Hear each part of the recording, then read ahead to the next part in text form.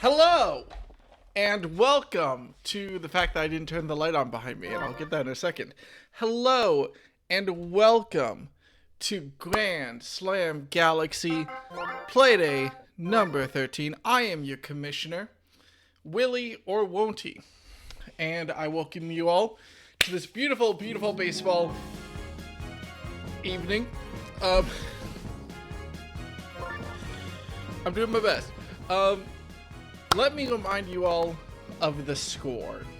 We are in Playday number 13 out of 14 in this regular season. 5 playoff slots are locked in, and there are 1 team eliminated, which means we have 1 series to determine which team makes it to that final playoff slot, and 3 other series, basically for fun, because baseball is fun. Let me show you all the standings as it stands going into Playday number 12 and set up some possible storylines that could happen. I'm going to go through the games and the teams in the schedule order for today. Oh, also for the record, because it's Wednesday, I am not joined, unfortunately, by my co-commentator, Silva Lily, because it's Wednesday and not Tuesday, normal game day. That's basically it.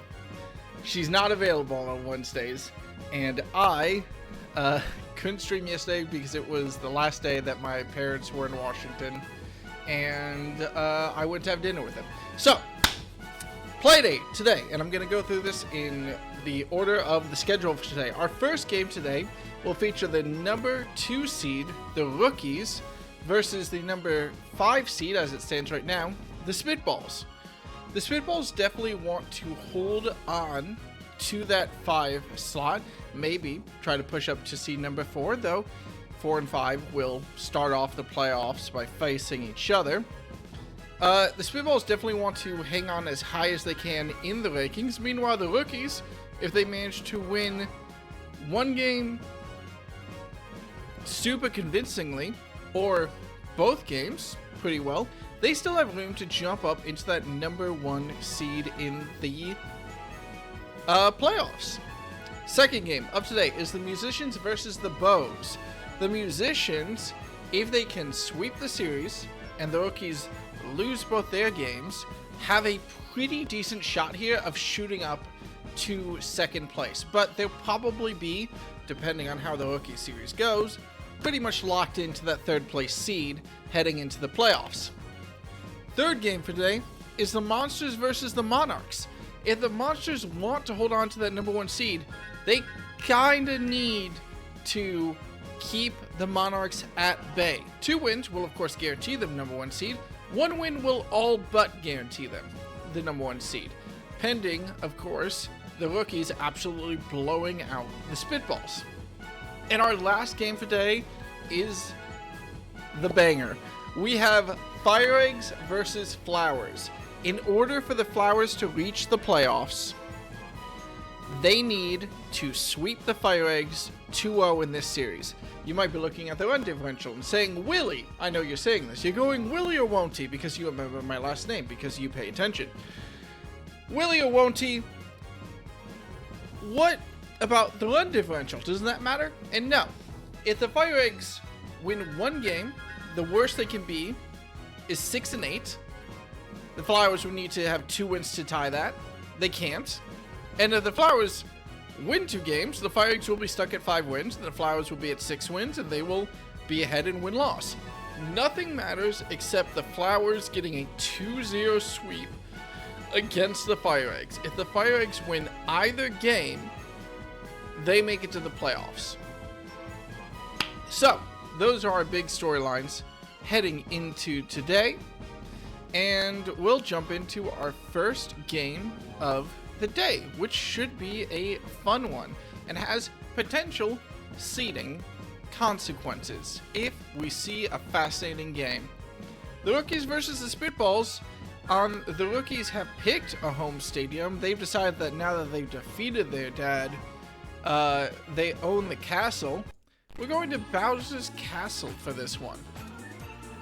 Not a lot of changes for either team, so we'll probably just jump straight into the game because it's late. But big storyline here, of course, if the rookies can win their third straight game on Bowser's Castle and go undefeated at the stadium for the season, they will be locked in, guaranteed to that top 2 position. The Spitballs, it'll be basically impossible for them to fall into the 6th seed if the Flowers sweep the series, but still potentially could fall below the FireEggs and fall to that number 6 seed. Actually, no. That would be almost impossible due to run differential as well. The Spitballs are basically locked in 5th. They can potentially try to push all the way up to 3rd if they sweep the rookies, but they'll have to sweep the rookies. We'll see whether or not they're able to achieve such a feat as we head into our first game on what should be a very defensive stadium. And before I do that, I'm going to make sure to read down the rosters. Spitballs batting order. We have Green Drybones, Iwata, Blooper, Wiggler, Reggie, Yellow Toad, Miyamoto, Wario, and Waluigi, the starting pitcher. In terms of the Spitballs lineup, they have Wario on catcher, Iwata on first, Blooper on second, Wiggler on shortstop, Green Drybones on third base. Waluigi is the starting pitcher. Their outfield will feature Reggie, Yellow Toad, and Miyamoto. Meanwhile, for the rookies, they have in their batting order Bowser Jr., the captain, Brock, Green Critter, Cookie, the spiritual lead of the team, if I may, Hammer Bro, that starred slammer of a bro, Bouncer, Brown Critter, and John Cena. Their defensive lineup, Bowser Jr. will start as catcher position on the bases. We have Brock, Hammer Bro, Green Critter, Bouncer, starting pitcher of Cookie, as she has done so well. I believe pitching a full game against the Monsters last week, if I remember correctly. And in the outfield, John Cena, Brown Critter, and Okay, we are ready to get into this one, so we will start it off quickly. Ladies and gentlemen, welcome to the closing moments of Grand Slam Galaxy as the Spitballs and the rookies start off our Playday number 13.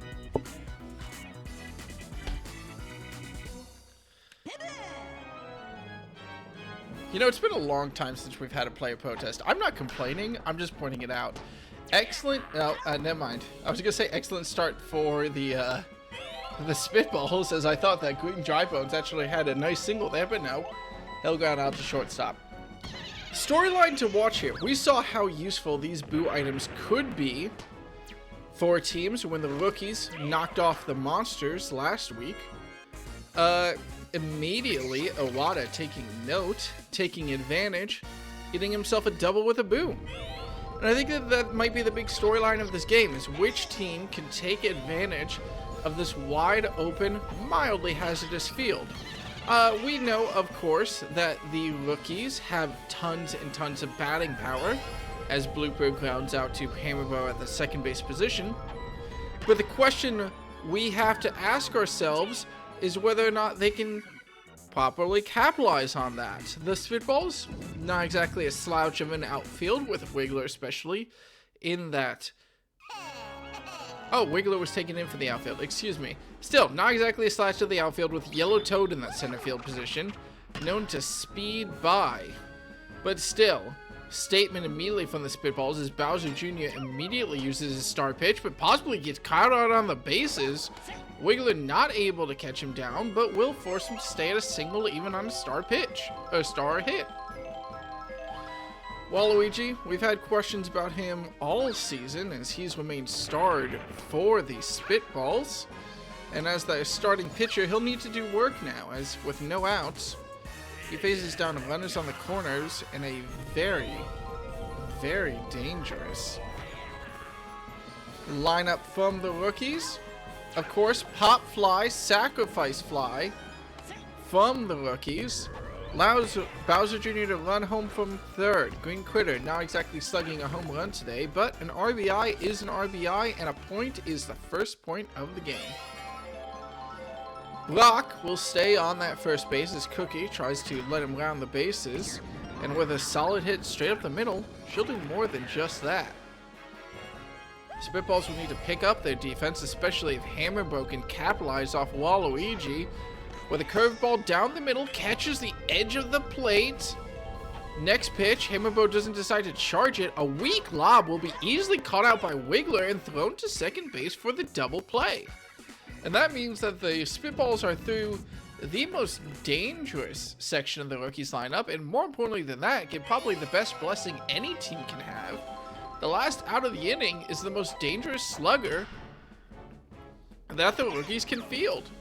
Now it's up to the Spitballs. They're still run down after that sacrifice pop fly from Green Critter last inning, but it's only one run, and we have so much baseball left to play.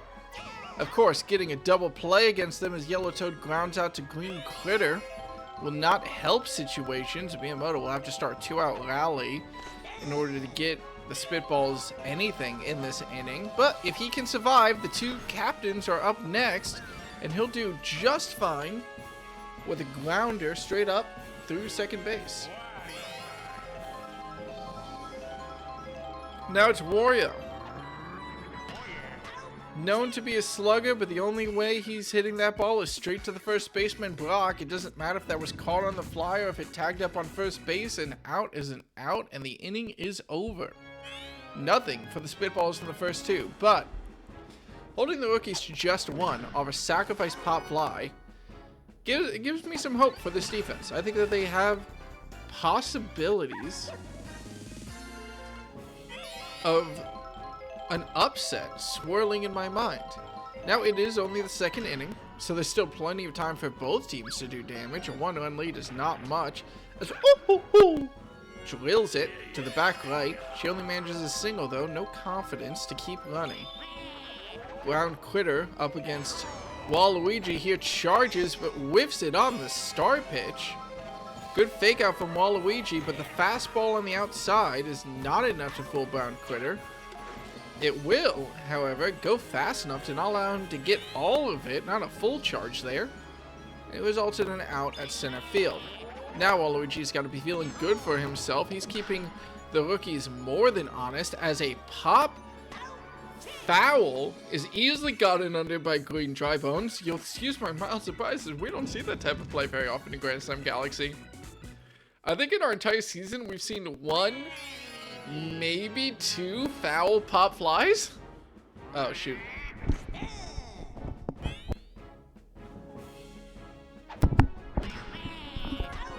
I'll just unplug and replug in my microphone. At least there's people to tell me when stuff is going wrong, which is fortunate. But it does mean that I probably need to get a new mic at some point, which makes me sad.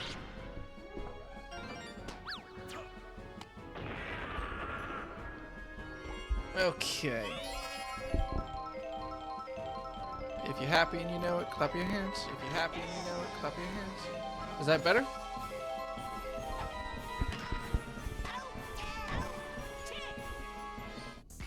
I should probably keep talking, but you know, I'm just distracted now, trying to adjust my stuff. I don't think it's a pop filter. I think it's just, I need a new microphone. To be fair, I've had this microphone for, I'm not sure how long, a couple years at least.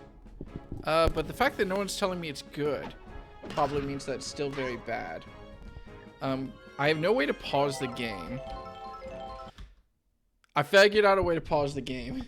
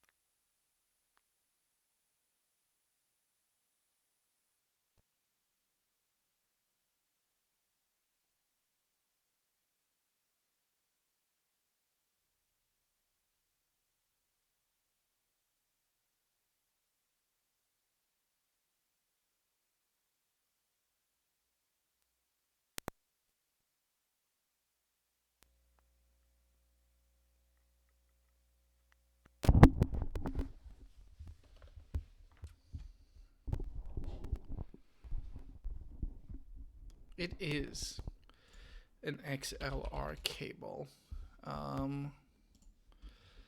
Boy, oh boy. Maybe, I mean, it could very easily be a cable problem.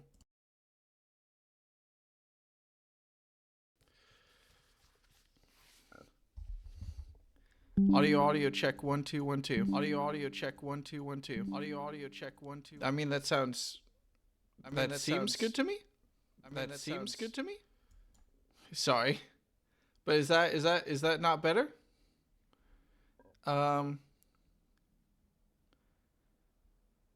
Peter Piper picked a pickle pepper. Peter Piper picked a pickle pepper. It's not consistent 100% of the time correctly. Uh-oh. No, the time correctly. Uh-oh. No, the time correctly. I've doomed myself here. Wait, I'm just going to mute my desktop audio real quick so I can... Apologies for this. Here, where am I at right now? I'm going to talk for a full minute about stuff. Did you know that the color green is green? The color red is red. If you combine these two things, you'll have a muddish color because green is blue and yellow and red is a different primary color. So that's not good for you. You'll just end up with like black if it's all even. And if it's not even, you'll just end up with some muddy mess. You really should have thought about your colors better. Yeah, I'm going to call it good. And I'll buy another cable at some point. Riponi Jaboni. Apologies, we are back to baseball. Okay, we're in the bottom of the third. Spitballs now, still doing fine, locking out the rookies after... I knocked something over, but I think I'm fine. Spitballs now, still doing fine, locking out the rookies after a relatively light inning number 1, but we know just how explosive these rookies can be later in the game if they get going. Brock is on that first base. High hit by Green Critter. It looks like the Spitballs should get there in time, and they do. Brock will be forced to retreat back to first base, and the Spitballs doing an admirable job of locking down this rookie's offense. You gotta wonder if the rookies should have wanted to go to such a defensive stadium, maybe feeling a little bit cocky after defeating the Monsters here last Playday. Then again, it's only inning 3. There's still so much time for this explosive offense to go absolutely nuclear.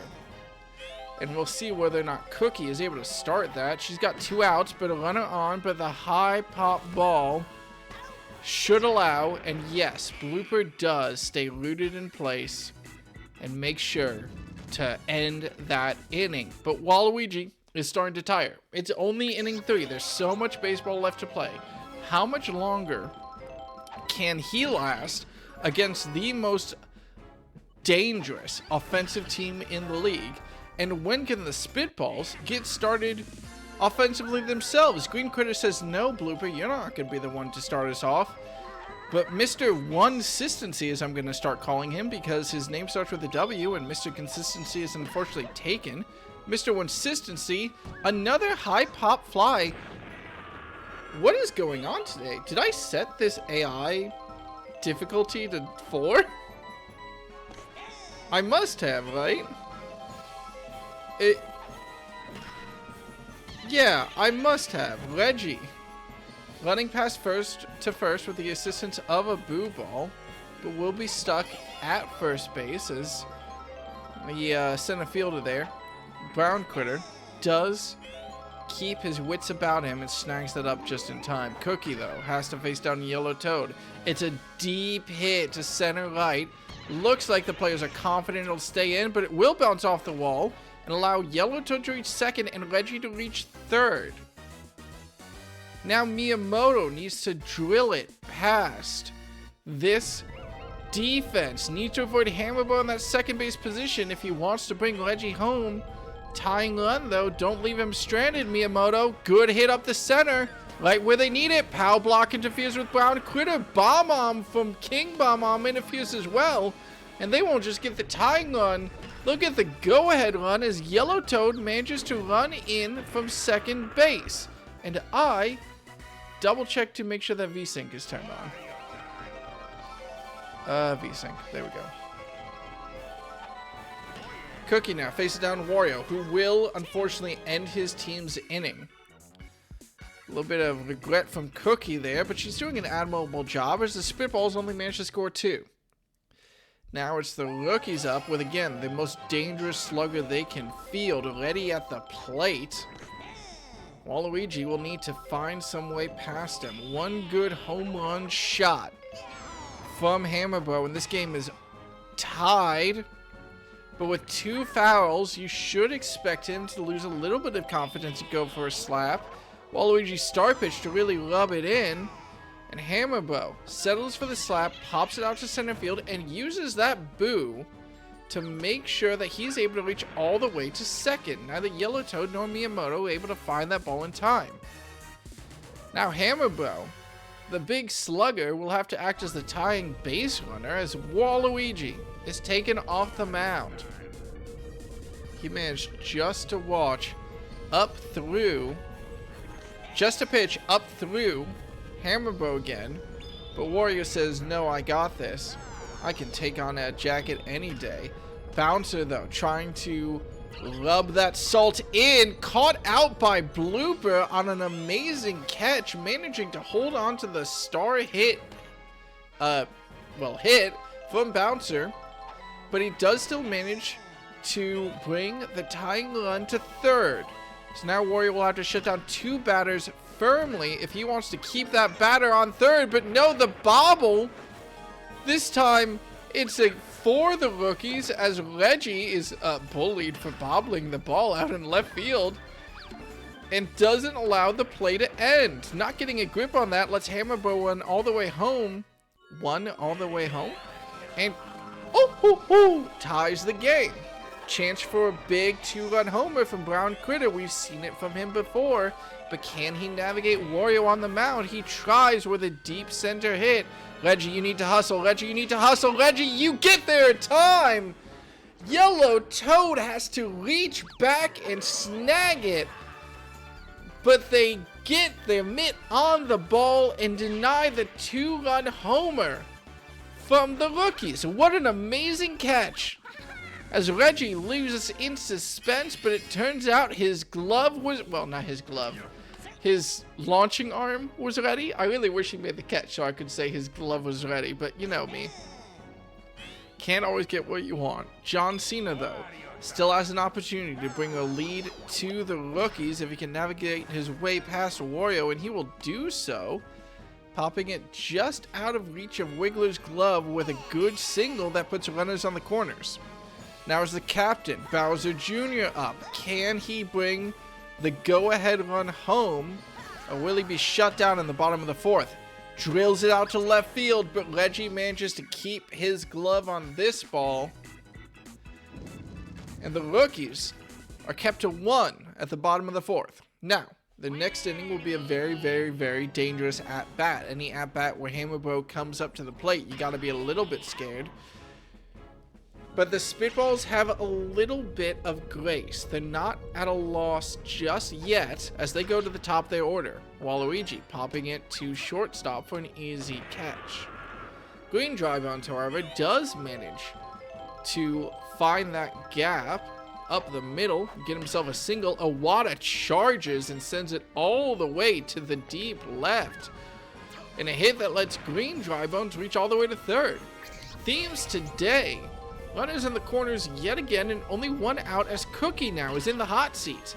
Blooper's high ball should keep the runners safe at least. Green Drybones does not elect to go for the run home. He's kept honest at third, but Mr. One-Sistency, Wiggler up here. We've seen such great slapping play from him before. Can he turn up when his team needs it? He's going for a charge hit. Well, Wiggler, if you want to do a 3-run homer that will give your team a huge lead, I'm not against it, but he settles for the slap. And Green Critter flexes on the Spitballs? What was that buddy catch? Knocking the ball over to Hammerbro, just to pad Hammerbro's stats a little bit, I guess, for the 3rd out of the inning. And despite early promising offense, the Spitballs are unable to pull into the lead. Brock now, not able to get much success either, so he's caught out by Blooper. And Green Critter is up now. He'll have to face a Warrior Star pitch, but he's charging. He picks the right ball. He doesn't swing. Next hit goes foul. That's 2 strikes now on Green Critter, and we would be surprised to see him charge up here. He goes for it on pitch number 3. It's very high. The lava bubbles almost interfere, coming within inches. But Reggie finds himself in just the right place to catch that pop fly. It's 2 outs now, and Hammerbro might not even see the field this inning. He won't. 3 up, 3 out. Rookie's not able to do anything in the 5th, and it looks like we have a defensive showcase here to start Playday number 12, or 13, excuse me. Reggie will start off the Spitballs as they're entering a pretty solid section of offense of their own. And if Reggie can avoid the strikeout from star pitcher Cookie here, he can, and his ball just barely manages to hit the ground in time, but it doesn't matter as Green Critter has been in that place so many times before and easily throws out Reggie at first. Yellow Toad. I started up the story in the last couple of Playdays of how strong these Toad players can be, and Yellow Toad shows that is absolutely still the case with a good single. Now Miyamoto, if he can get 2 runners on for Wario and Waluigi, this Spitballs offense is looking pretty decent. The Fireball doesn't come out in time, but Hammerbro not able to throw it in time to catch out Yellow Toad. He has to settle for the slightly easier timing of throwing out Miyamoto at first. Wario keeps trying to get that offense going, but no, Hammerbro catches out the beaner to right field, keeps the Spitballs to 0 in the 6th. Now Hammerbro up again, chance to do 2 great plays back to back. He can make contact with this ball, charges, but doesn't get all of it. No, Iwata catches it trying to sneak past first for an easy ground out. We expect bigger plays from Hammerbro, absolutely, and we don't expect this level of problems from the rookies trying to navigate a defense like this. Bouncer at least manages to sneak it past Wiggler for a good single of his own, and has a chance to set up 2 runners on the bases for Brown Critter. She won't be able to do that as Wiggler manages to snag her ball trying to make its way to left field and turns the play with Blooper for 2 outs to seal the rookie's inning.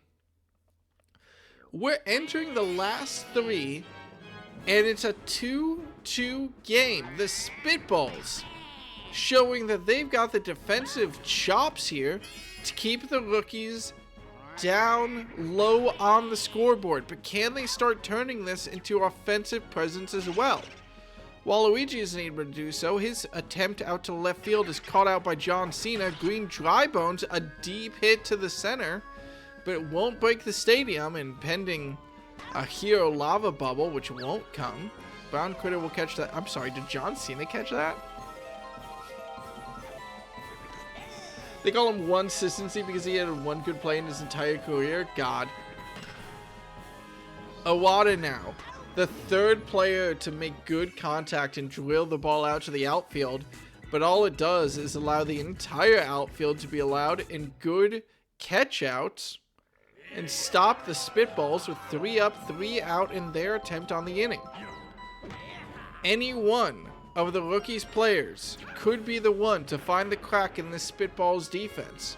Brown Critter isn't going to be able to do so. He only nets himself a single. John Cena catches a slider, but is caught out by Blooper, who successfully turns a double play and clears the bases as the rookies are back to the top of their batting order.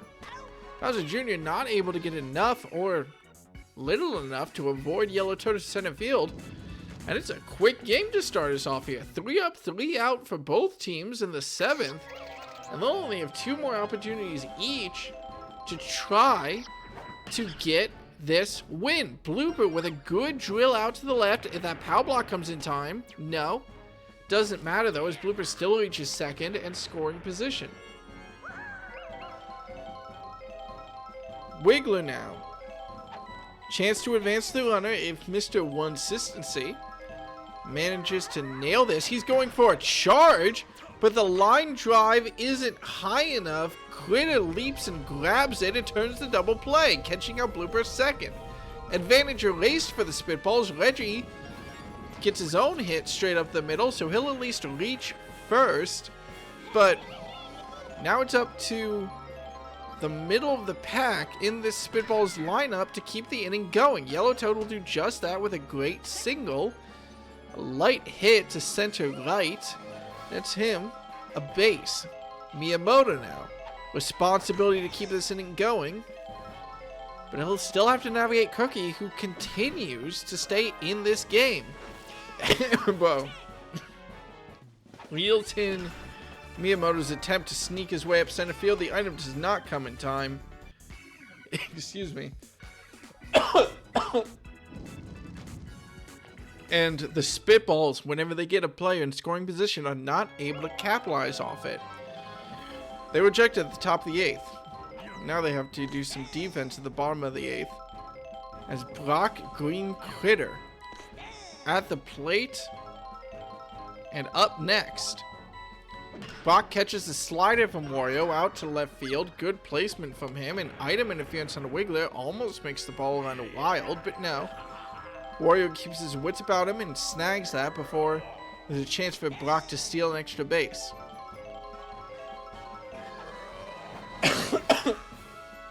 High and deep from Green Critter, but this shouldn't be interfered with as both players in the outfield make sure that no items can come close to that pop fly.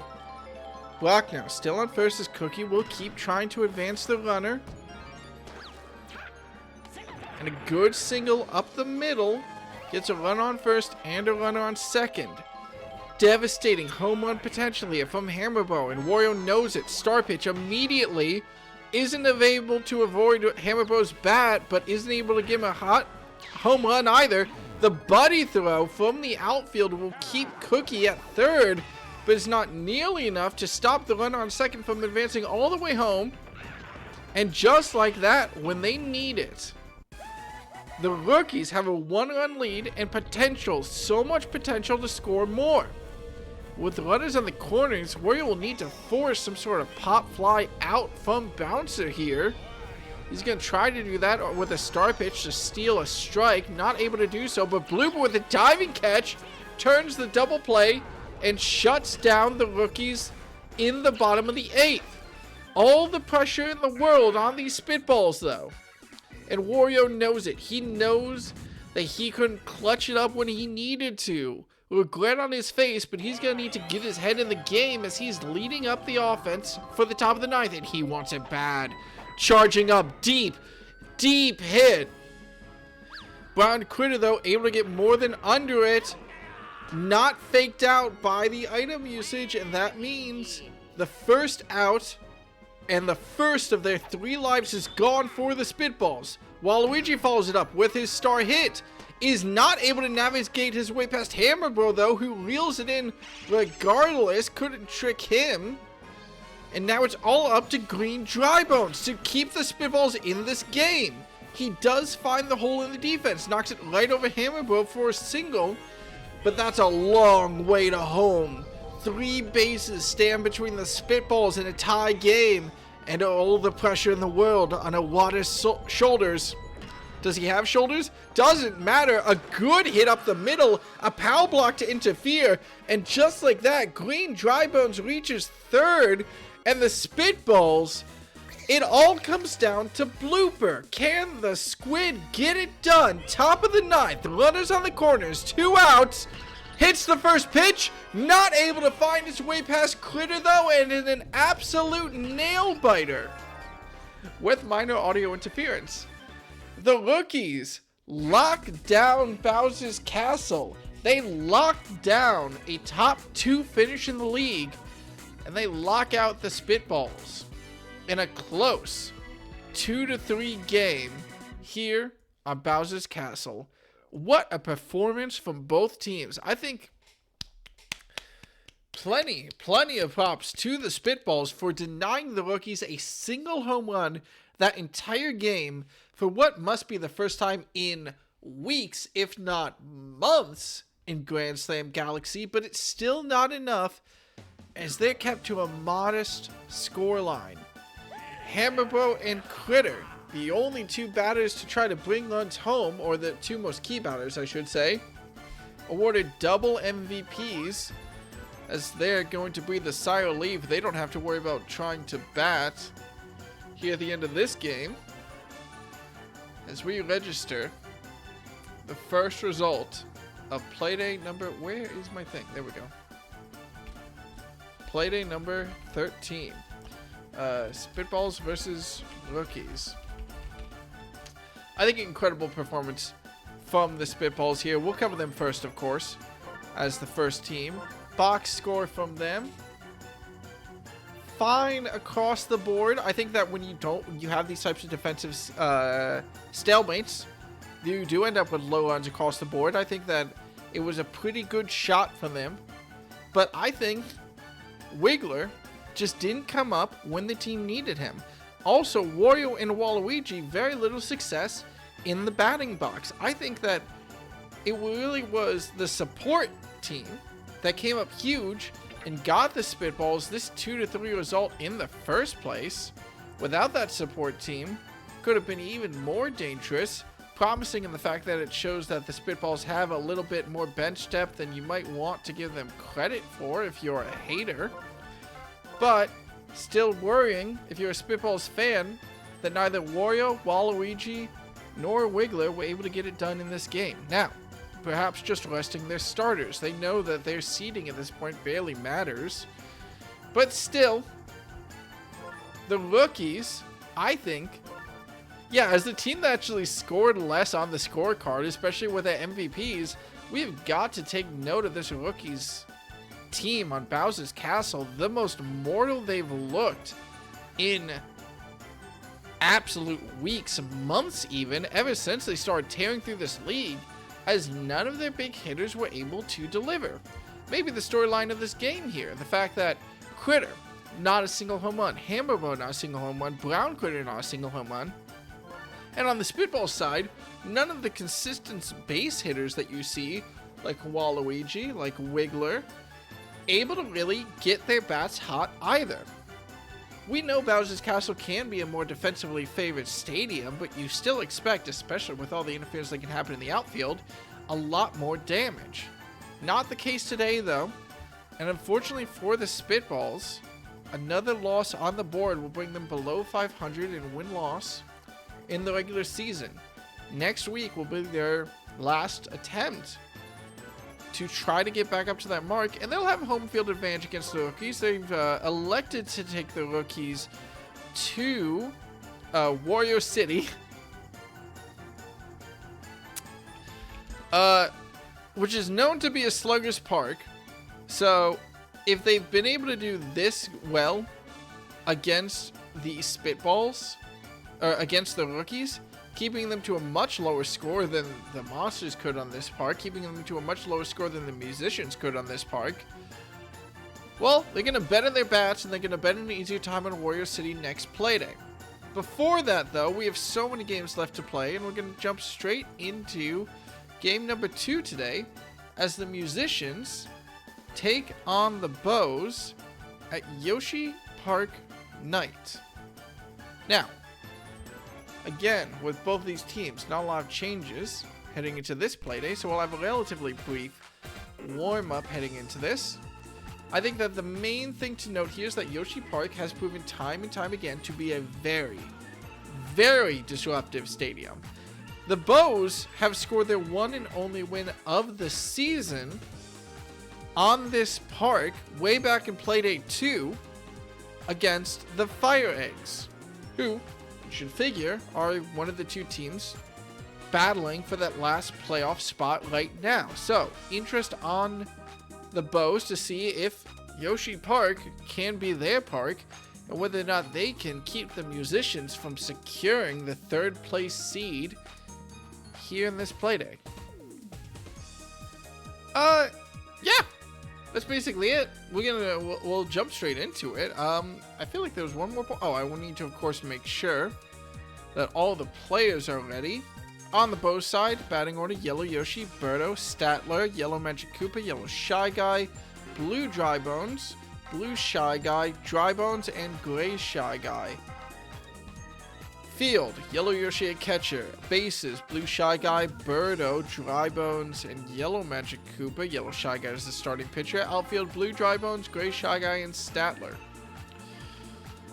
Musicians, batting order, Tato, Funky Kong, Tiny Kong, Donkey Kong, Ditsy Kong, Hakuna Matata, Haku Kong Matata,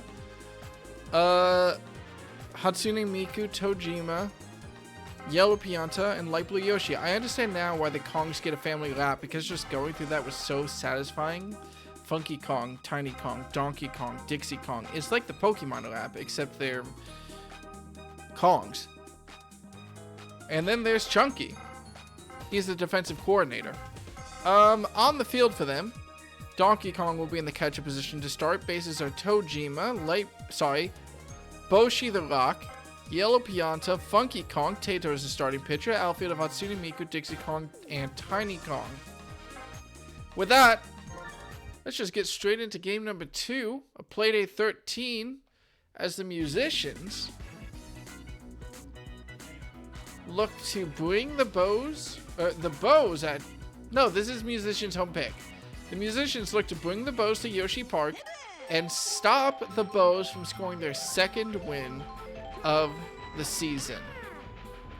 Yellow Yoshi immediately making a statement play saying maybe you shouldn't have brought us to this park, as he gets caught out. Hesitation showboating at second base stops him from tagging up, and he'll have to settle for a single. Still though, maybe putting the fear of Yoshi in the musicians here as Tato faces down Birdo, who knocks it deep without any train interference though. Dixie Kong and Hatsune Miku make the easy catch and force Yellow Yoshi to make that long walk back to first. And Dixie Kong is dead. Ripperoni Jabroni. Good catch from the captain, and Dixie Kong in the outfield, of course, does keep the Yoshi at first. He really should be at second at this point. Honestly, maybe if he was at second, he would have been caught out at second base on that play, though. So maybe a little bit of fortunate from him. Chunky Kong was suspended for the league following a betting scandal? Oh, no. Well, any good dynasty needs a good scandal, as Statler tries to drill it out to right field, but is caught out by Tiny Kong. Yellow Yoshi might be the only success the Bows see in the batting box this inning, unless they can make it happen here. Yellow Magic Koopa does successfully net a single by just bouncing it over the second base.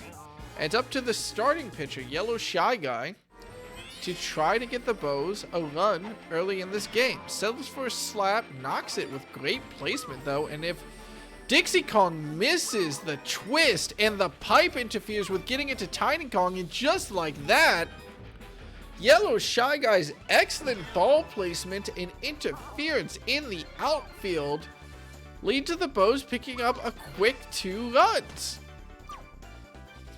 Okay, good on them. We're never going to see that again. Excellent pipe interference. What is it with Yoshi Park and just being the most cursed park? Everyone's like, why are the disruptors in the league? I'm like, why are y'all going to Yoshi Park? Blue Dry Bones with a good hit pops it into shallow center for a single of his own, and we have a runner on first and a runner on second as the Bows inning continues.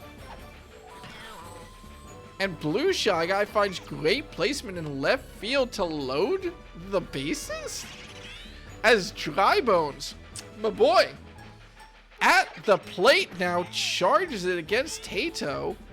He'll need to find a good hit here. He wanted to slap but whiffed it. Now with 2 strikes on his count, Tato's going up for an inside slider.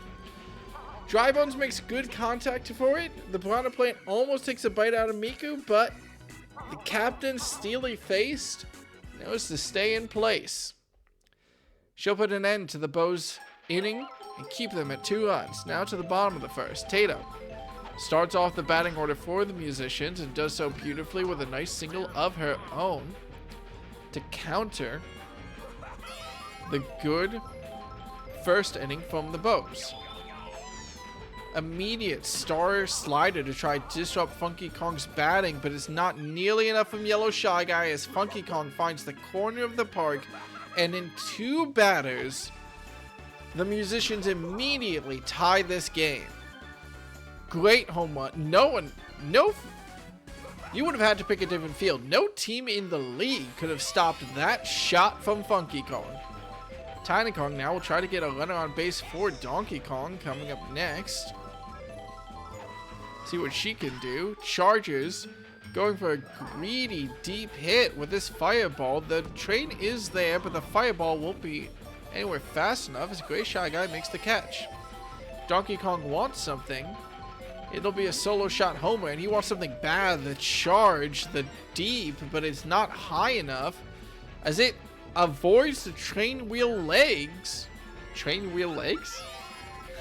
Excuse me? Are we playing Choo Choo Charles? No, we're playing We're playing Super Mario Sluggers. These trains don't have legs as Dixie Kong hits into a double, and a tie is all the Musicians are able to get as the Bows keep them just to an honest 2. Now it'll be up to the Bows, who managed to get 8 batters in 1 inning to try to keep that success going. Gray Shy Guy will close out their batting order, and then they're straight back to the top. Slap is weak, not weak enough to avoid Boshi picking up cleanly at second base. Although if it was that weak, Tato would have easily got her mid on it. So the first batter for the Bows this inning is sent home. Yellow Yoshi now. Successful last time, not so much this time. He tries to hit it above Boshi, but fails. That's 2 outs now that Birdo has to deal with. Can the captain drill a deep homer, or will she settle? No, she wants it out of this park. Train interference not in time.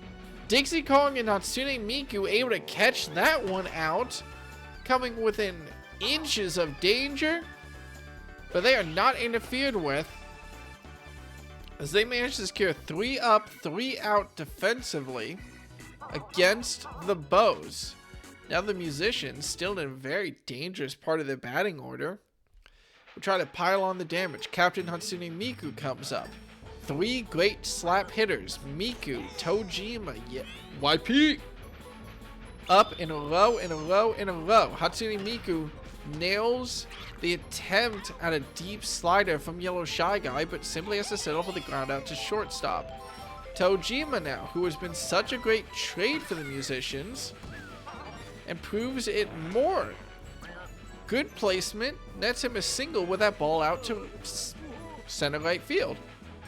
I'm going to call that right center right field because I am a hubristic man.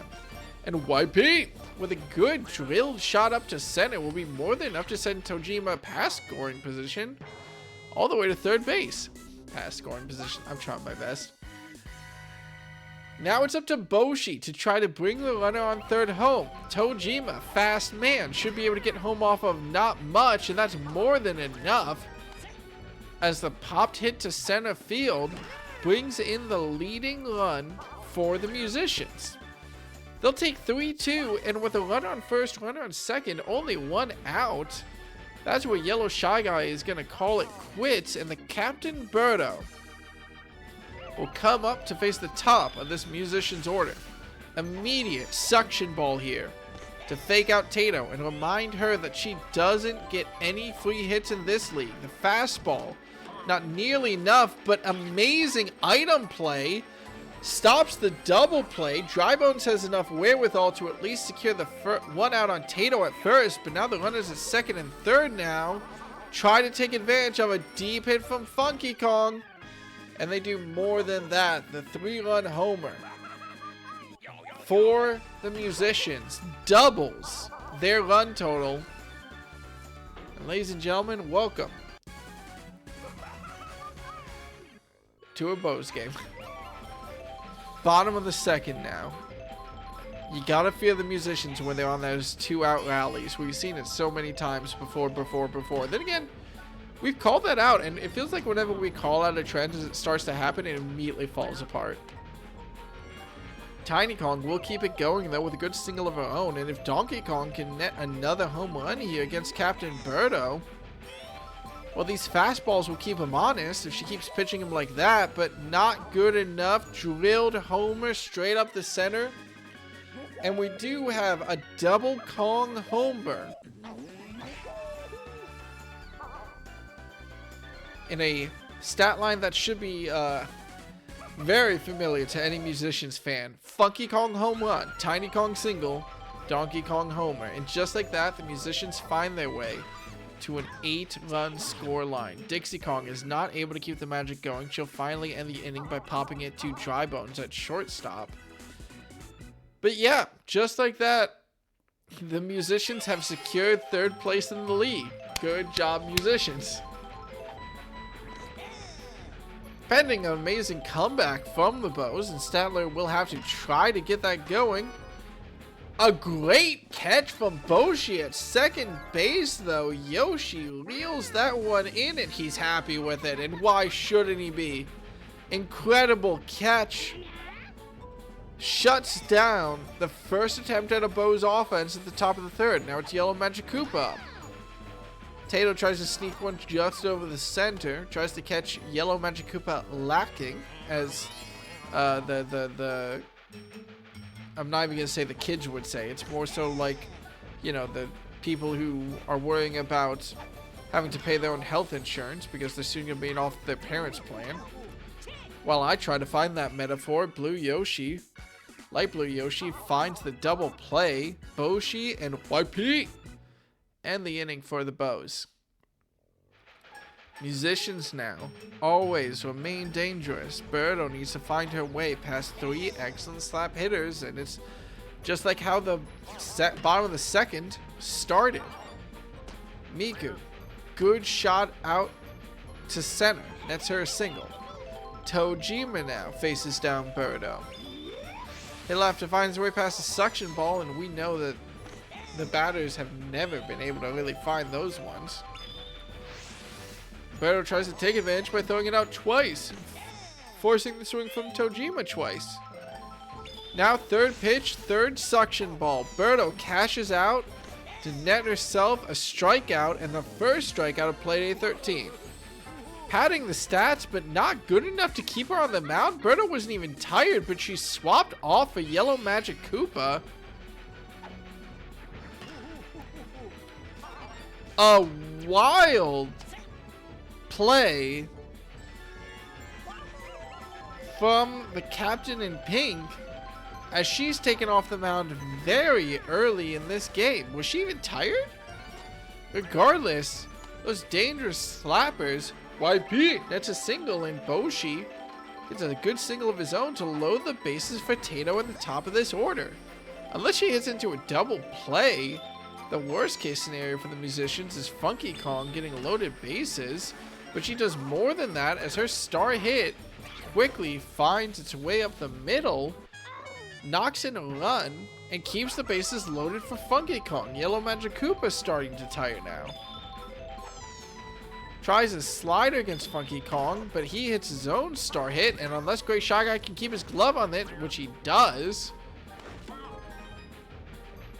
YP is able to run home.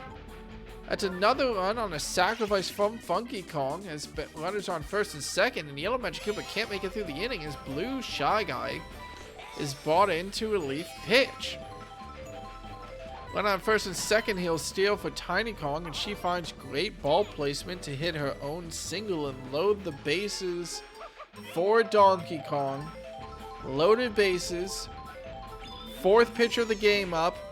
Nails a star pitch deep out to center right, but with a lack of chemistry, that's a grand slam in this galaxy. And the Musicians continue running up the scoreboard against the Bows on Yoshi Park. She did do 3 sections in a row, pretty tiring work. cleaning your mind there. Don't mind me.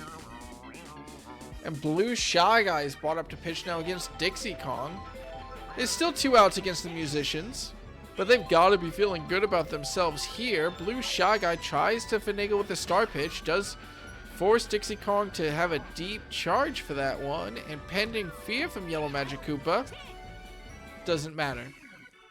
The Statesman keeps his eye on the ball and keeps the Musicians to a 6-run inning. That's 2 innings in a row now, where the Musicians have scored more total than both teams did in our first game of the Playday.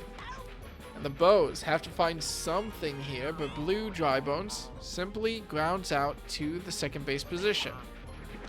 Tato now, feeling good at the top of the 4th as she faces Blue Shy Guy, who does make good contact, but it's too close to the center, and Dixie Kong is able to find her way under that to catch it for the second out of the inning. Drybones now, slap of his own, finds its way to left field. Well, it'll net him a single. It'll be up for Gray Shy Guy to start a hell of a rally to bring that runner all the way home, and he's not able to do it. Grounds out to YP at shortstop. That's a short inning for the Bows. Going into the bottom of the 4th now, the Musicians. What is our record?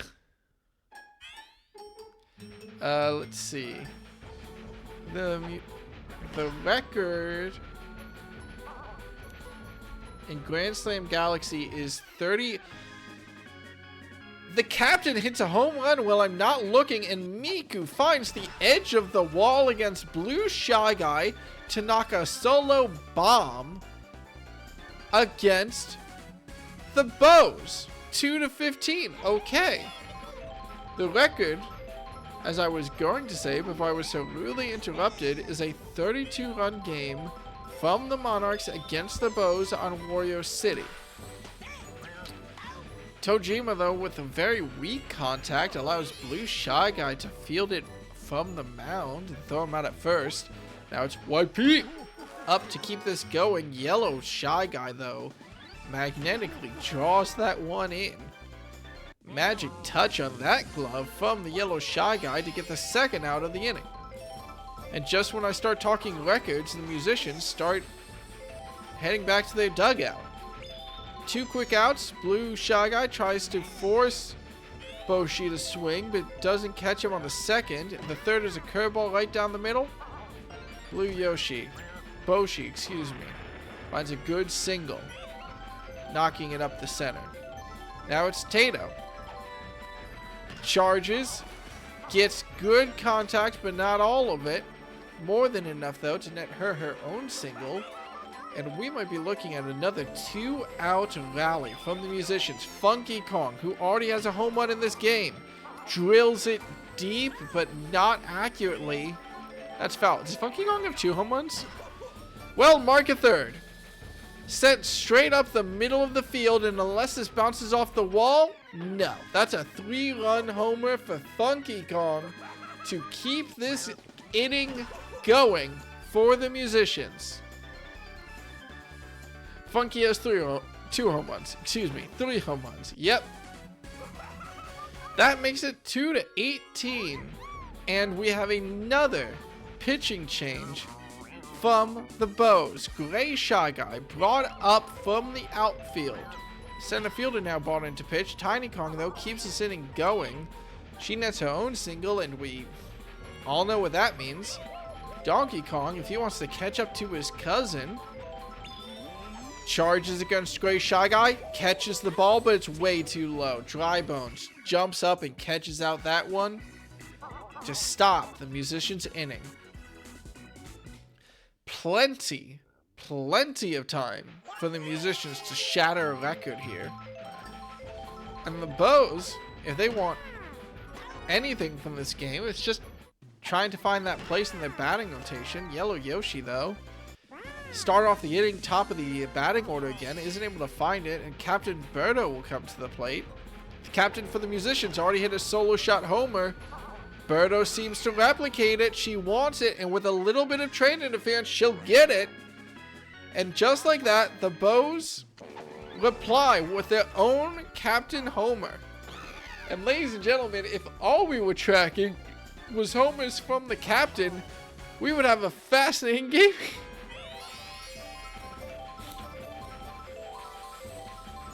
Tato, though, in contrast to the bows, lasting a long time on that mound. Top of the 5th, and she's still going strong.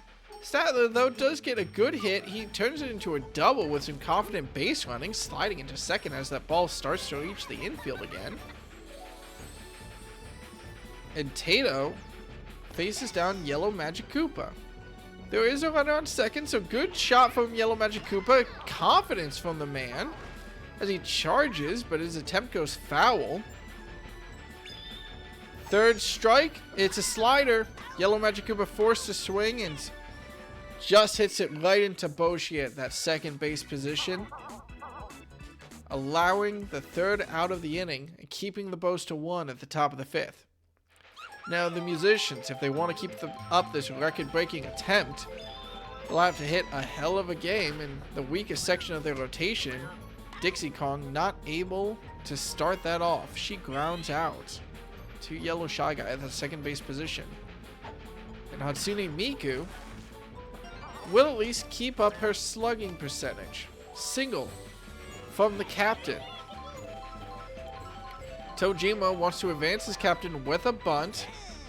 Fades his bat away just in time. He didn't like that bunt. He didn't like the item YP had on deck, but misses on the second attempt. So we should see a slap, and a slap we get.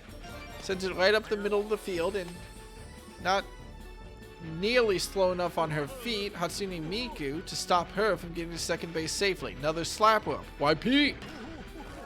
Not able to find his way past Yellow Shy Guy, though, and Yellow Shy Guy and Dry Bones turn the play to deny the Musicians a run for the first time this game? Yep. First inning of this game, the Musicians are denied a run at the bottom of the 5th. Bows batting order back up. Yellow Shy Guy. Batter number 7 on this team? Caught out by Boshi at that second base position. Not able to get a runner on for the potential slugger from this team. Dry Bones. Blue Dry Bones, excuse me.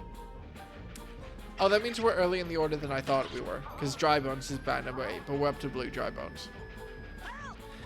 Blue Dry Bones runs foul, so he's not able to get much luck off the first pitch. Second pitch, Boshi locking down that second base position. You worry with the Yoshis that you're going to see a fumble in a critical moment, but Boshi has been keeping her tongue on the ball, keeping those batters honest. Not able to catch that one, though, as it slides past her.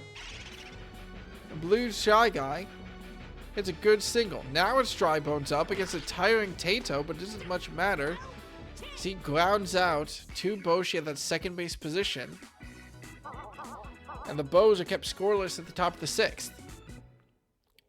The Captain v Captain Home Run Derby contest continues, though, as we will... Oh, sorry.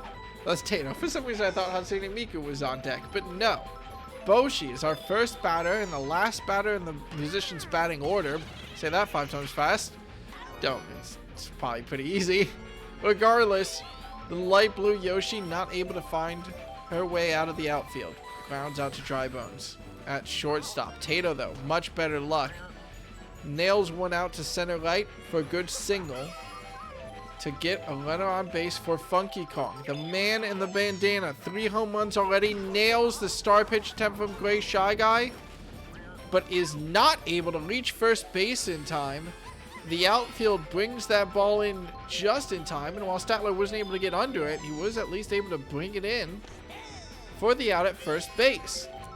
Tato, though, more than enough time to navigate her way to second, but Tiny Kong popping it and being caught out by Dry Bones will end this inning for the Musicians, and no records will be set tonight as the Musicians are kept scoreless for the second inning in a row. Top of the 7th, Tato tiring it. Gray Shy Guy in the box. Good hit right up the center for the first single to start off, well, this inning. When will Tato be taken off the mound? That's the question that every fan in the stadium has to ask themselves. Well, maybe not yet, as a weak hit from Yellow Yoshi allows YP and Boshi to turn the double play. Now it's Birdo though. Drilled a home run shot before, but only grounds out to Boshi this time, and it's another quick inning against the Bows to deny them at the top of the 7th. At the 7th inning stretch, we have a 3-18 game.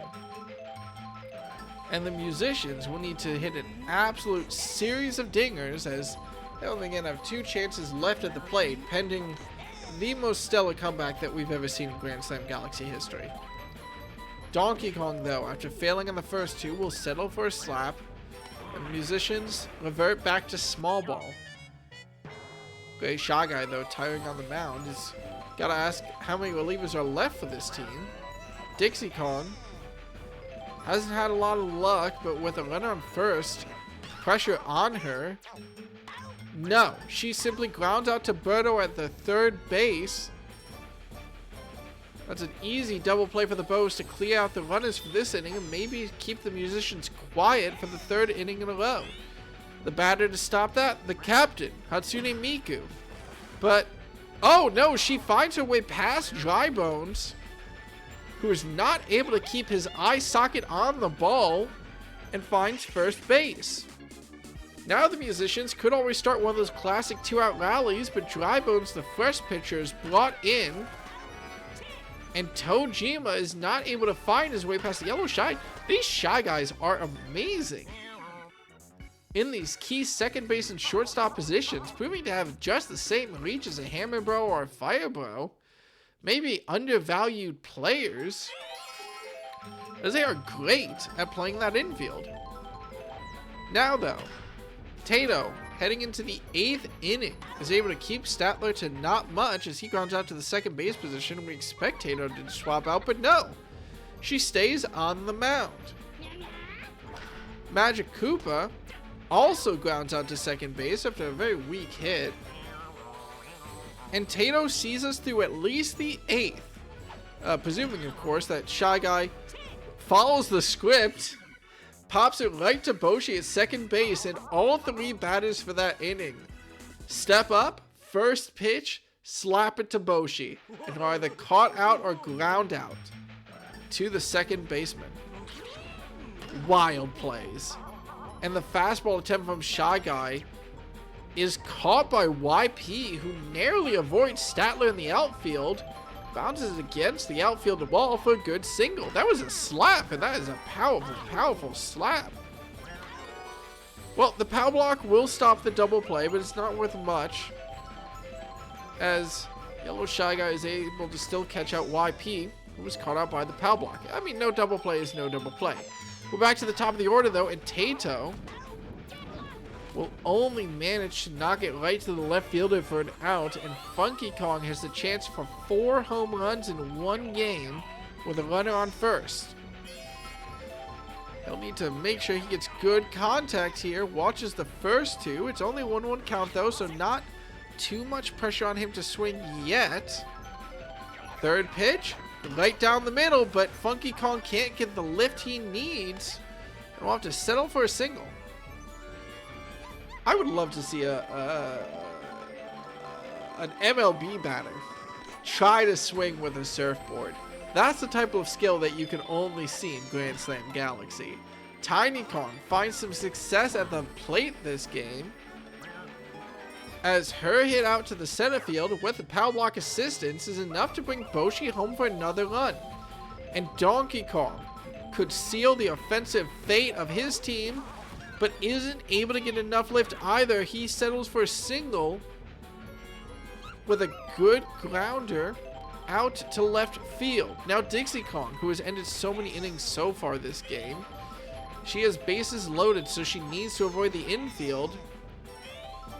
2 strikes against her. Drybones will be pitching on the inside fastball, but as Dixie Kong tries to catch it, the only thing that's caught is a bit of a pop by Gray Shy Guy to end the inning. And the Musicians, will end this game with a 19-run scoreline. Now it's up to the Bows to see if they can score more than 3. Blue Shy Guy is a hell of a batter to do it. Knows that train is there, but just mistimes it and is not able to steal that home run. He's caught out by Dixie Kong in center field. Blue Shy Guy now charges. The Bows want a home run of their own, and all these players look like they're desperate to get it. No, Blue Shy Guy settles for the grounder, but is not able to hit it with enough force to avoid Boshi reeling it in and getting the second out of the inning. And just like that, Dry Bones keeps this game alive with a good single up the middle. That means that we're almost to the top of the order. Gray Shy Guy, last in the batting order, last in this game for the Bows. The pop to left field caught by Hatsune Miku, who ends the game and seals third seed for her team here in Grand Slam Galaxy. Well, I won't say that's not a bit of an expected result from the Musicians. A lot of teams have been able to get that run differential up against the Bows this season, and the Musicians, despite a difficult field, find more than enough points, and more importantly, the win, which, if I'm not, am I mistaken? No, that win secures them. No, it doesn't secure them third place just yet. They need to win next game or have the Monarchs lose one of their games in order to secure that third seed. So excuse me, it's not sealed yet. The Bows have one last chance to play spoilers and deny the Musicians that third seed. It'll have to come next game though, as the Musicians look confident and happy heading out of Playday number 13. Talking about well-deserved MVPs, Funky Kong with 3 home runs in the game early. You can see the Musicians fell off after that halfway point, which was a little bit surprising, but still more than enough damage done right out of the gate to secure them a clean win against the Bows. The Bows, for their part, I think that if there's one thing I'm taking away from this game, it's the surprising excellence of the Shy Guys in the infield. Those diving catches when they really need them, especially Yellow Shy Guy in that second base position, really came up big for his team when they needed him. Incredible play from the Shy Guys, but it's not enough as the home run derby team, the Musicians, keeps up their dominance. Ever since they starred Donkey Kong, this has been a different team, and the damage will keep piling on for the Musicians. Now, we'll head straight into our third game. Ladies and gentlemen, a game I've been looking forward to ever since the preseason. As a reminder, by the way, all these teams in Series 7 were actually the preseason. Real quick, I'm going to tell you the results of that. The Spitballs actually beat the Rookies in the preseason. The Musicians beat the Bows in the preseason on Yoshi Park Night, actually, 26-4. So this is almost just a round trip for them. The next game was, to me, the highlight of the preseason. The Monarchs versus the Monsters had an excellent game on Peach Ice Garden that ended 11-10 in an absolute nail-biting finish. Now, well, they're not going back to Peach Ice Garden, but the Monarchs and the Monsters face off in the last series of Grand Slam Galaxy, and we see immediately a difference in philosophy between these coaches. The Monarchs have stuck to basically the same strategy, same outfield, same players this entire season. And it's been good enough for, probabilistically at this point, at least 4th seed. The Monsters, even though their first seed, continue to experiment with their batting order, shifting Boo and Magic Koopa up and down the lineup, bringing Strawberry to 3rd in the batting order. They've swapped up their start player. Boo will no longer get that extra pitching power. It'll be Red Critter with a little extra oomph in his bat. which might be dangerous. With a weaker pitcher, the Monarchs, with their amazing lineup, could easily take advantage. But it could also turn out to be exactly what the Monsters need to get into this game.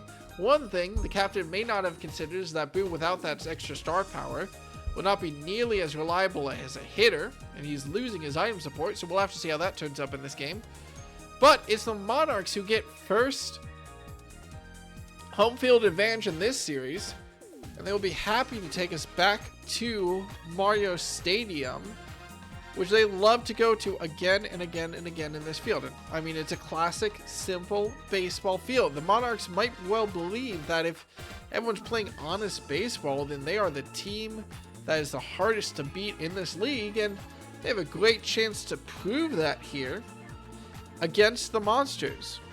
Will the Monarchs continue their offensive devastation, or will Fraudwatch return to Mario Stadium as the Monsters take on the Monarchs? It's the battle of the Mons, if you will allow me this much. Everything's looking good in our players. We're getting the thumbs up. We're getting the thumbs up. Yes, we are all set to go. Ladies and gentlemen, welcome to game number 3. A Playday 13. Lucky number 13. Can the Monsters keep up their devastation and secure themselves, all but secure themselves first seed? Or can the Monarchs make a statement heading into the postseason? We'll find out which storyline really hits. Making sure that I'm not forgetting anything. Nope, we're all good. Alright, it's the Monsters versus the Monarchs on Mario Stadium. What a matchup.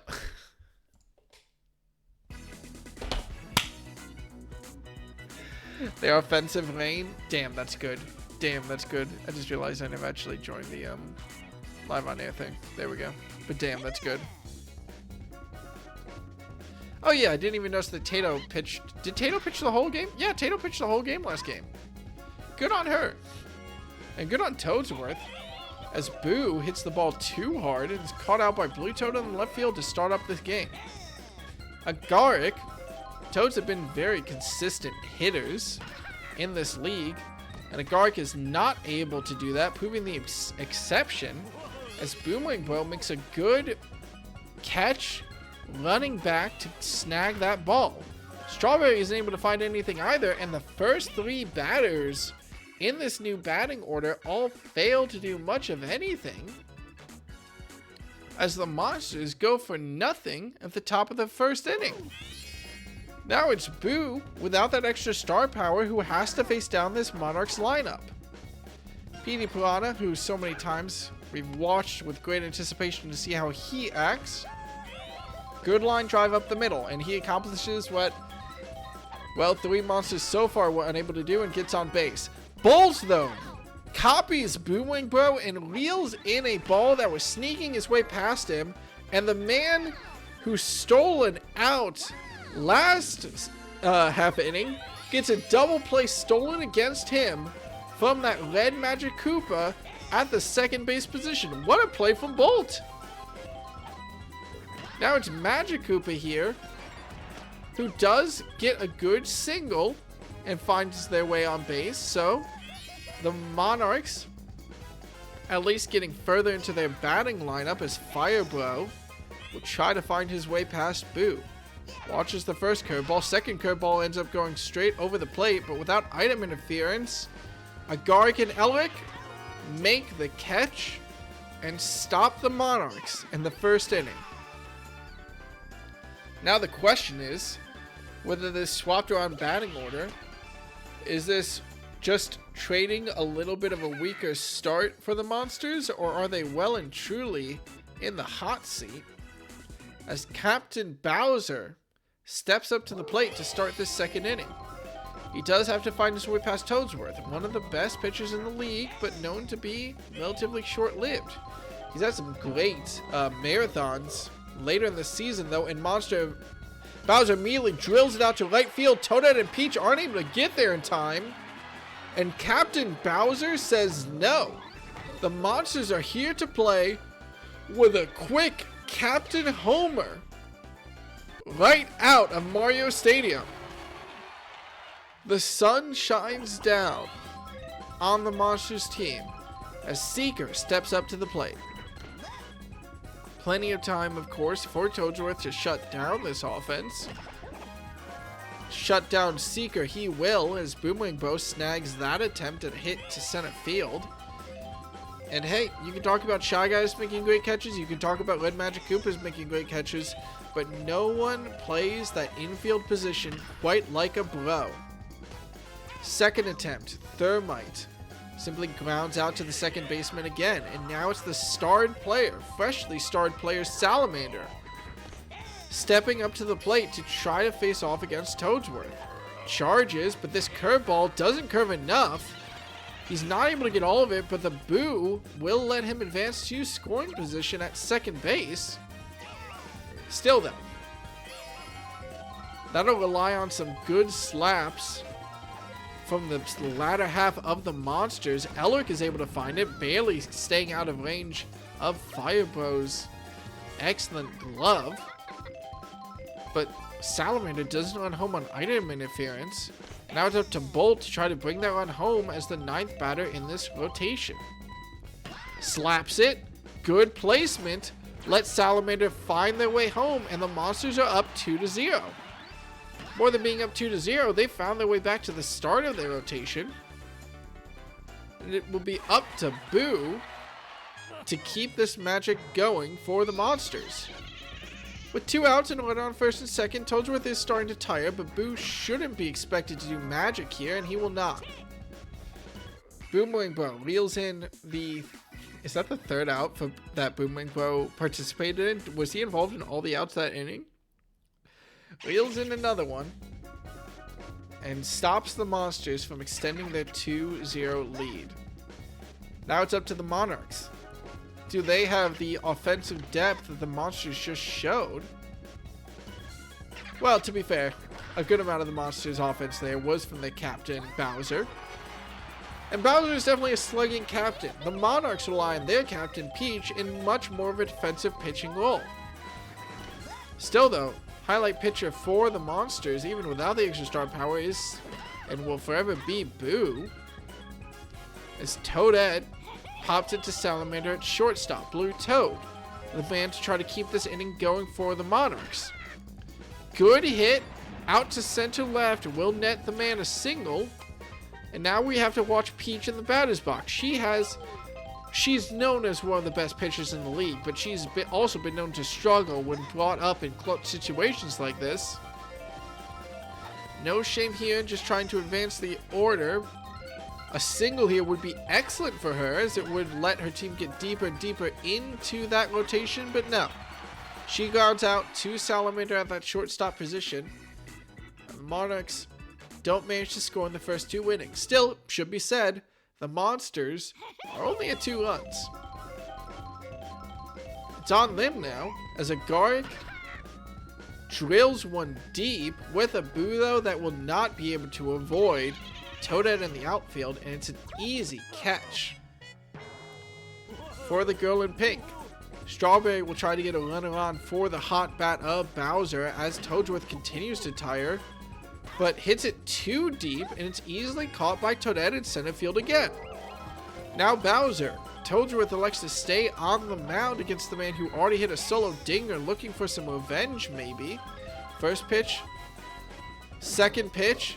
The slider attempt again goes to the outfield, and Toadette involved in all 3 outs as she catches a fly, and then, let me check my notes here, catches a fly. 3 up, 3 outs for the monsters, and was supposed to be the most dangerous part of their rotation. And now they face the Monarchs, entering the most dangerous part of their rotation. Toadsworth charges, and Salamander bobbles, allowing the man to reach first. That's bad news for the monsters, as any one of these batters is more than bad enough to knock a big home run when they're needed. Petey Piranha makes the attempt, but is caught out by Agaric and Elric in the outfield.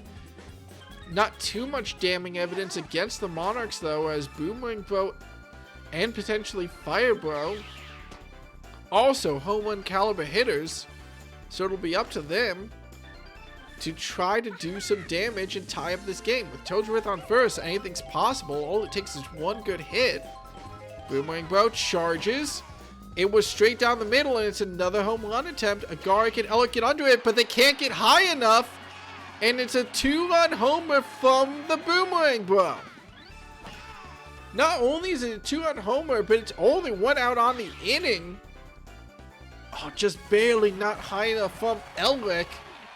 And the Monarchs with a chance to pull away in this game doubly show if Magic Koopa can get on base here. Charges. The hit goes to Bolt, but the Fireballs don't connect. And it's only a chance at a go-away home run here from Firebro. The first pitch is a curveball that finds its way right down the middle, but he doesn't swing. Second pitch sells for a slap, but Bolt reels that one in and ends the inning. Sigh of relief from any Monsters fans. Chance wanting more from the Monarchs fans. It's a 2-2 game as we exit the third inning. Red Fly Agaric Toad to a game against the Fly Swatter of an outfield. Sorry, I need to read that out on fold because the pun is so good that I need to acknowledge it. Seeker gets a signal. Yeah, cool. Silver Lily, my co-commentator, has submitted an amazing pun. Quote, unfortunately for the Monsters, they brought Red Fly Agaric Toad to a game against a Fly Swatter of an outfield. Yeah. Anyway, double play against the Monsters, but you know, whatever. Actually, an interesting double play. We don't normally see double plays like that, where the one on first is caught out on... The player at first is caught out first, and then the player at second is caught out while trying to slide in. And that was not 3 up, 3 out for the Monsters. They got a runner on, technically, but excellent defensive play from the Monarchs. Again, shut down what is supposed to be a very, very strong section of the Monsters batting. And just like that, Dark Bones knocks his own single up the center. Now, the Monsters aren't in that much trouble yet, as this is a weaker section of the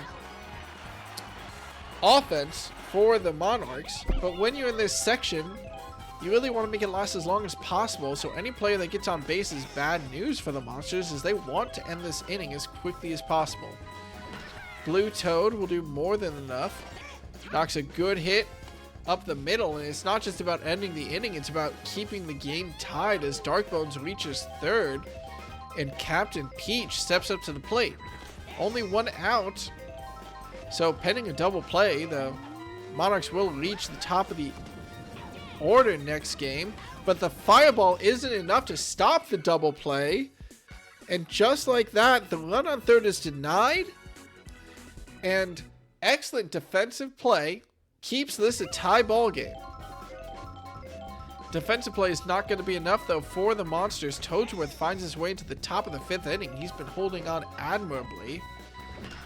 And that just means that after Elric is caught out by a great catch by Firebro, once Peach is brought in, it's danger for the Monsters offense. But Toadsworth keeps on the mound, facing a fellow scholar of the game, Magic Koopa. And Firebro is involved in out number 1. Boomerang Bro is involved in out number 2. Excuse me. Boo now tries to sneak his way, but this infield from the Monarchs proves too much, and it's 3 up, 3 out in a very unsuccessful Monsters offense. Toadsworth lasts all the way to inning number 6, which is huge for the Monarchs no matter what. And more importantly than that, he's able to try to get on base to start another home run from the Monarchs. He's caught out by Salamander, trying to sneak his way up the center, though, trying to sneak his hit up the center, and grounds out. Now it's Petey Piranha. Again, any of these sluggers could easily hit the go-ahead home run, as we saw 2 innings ago with Boomerang Bro, but Petey Piranha not able to get the lift he needs and is caught out by Elric in left field. Now Boomerang Bro. Last time he was at bat, he hit the tying home run. Watches the first pitch. Second pitch, straight down the middle. But the laser from Boomerang Bro wasn't high enough to even escape the infield. A Salamander jumps for it. Shuts down the Monarchs in the bottom of the fifth. Now the Monsters, again, excellent section of their offense, but it has to come alive, and Agaric, who's known as a great slap hitter, really wants these deep charged hits. Overconfidence against Toadsworth will cost you, and unless Toadette blinks here, which she won't, she catches the pop fly from Agaric in center field. Now it's Strawberry. Again, Toadsworth just goads these charged hit attempts from slap batters as Strawberry tries to drill it, but it looks like the confidence is well earned as that shot is another solo homer for the second solo homer from the Monsters, and Strawberry, who started off the season and had it taken away from them, proves that they still have plenty of batting chops with an excellent solo shot. The Monsters enter the lead and the Monarchs lock it down. Peach brought up to the mound in the top of the sixth. Well done to Toadsworth for an excellent game. But now the Princess looks to take control against Bowser. These curveballs from Peach can be so devastating. They don't trick out Bowser this time though. Can Toadette get there in time to stop this home run? Yes, she can. Toadette and Blue Toad catch out another home run attempt from the Koopa King. That denial will be the second out against the Monsters this inning. Shows good signs of defense from the Monarchs even this late into the game.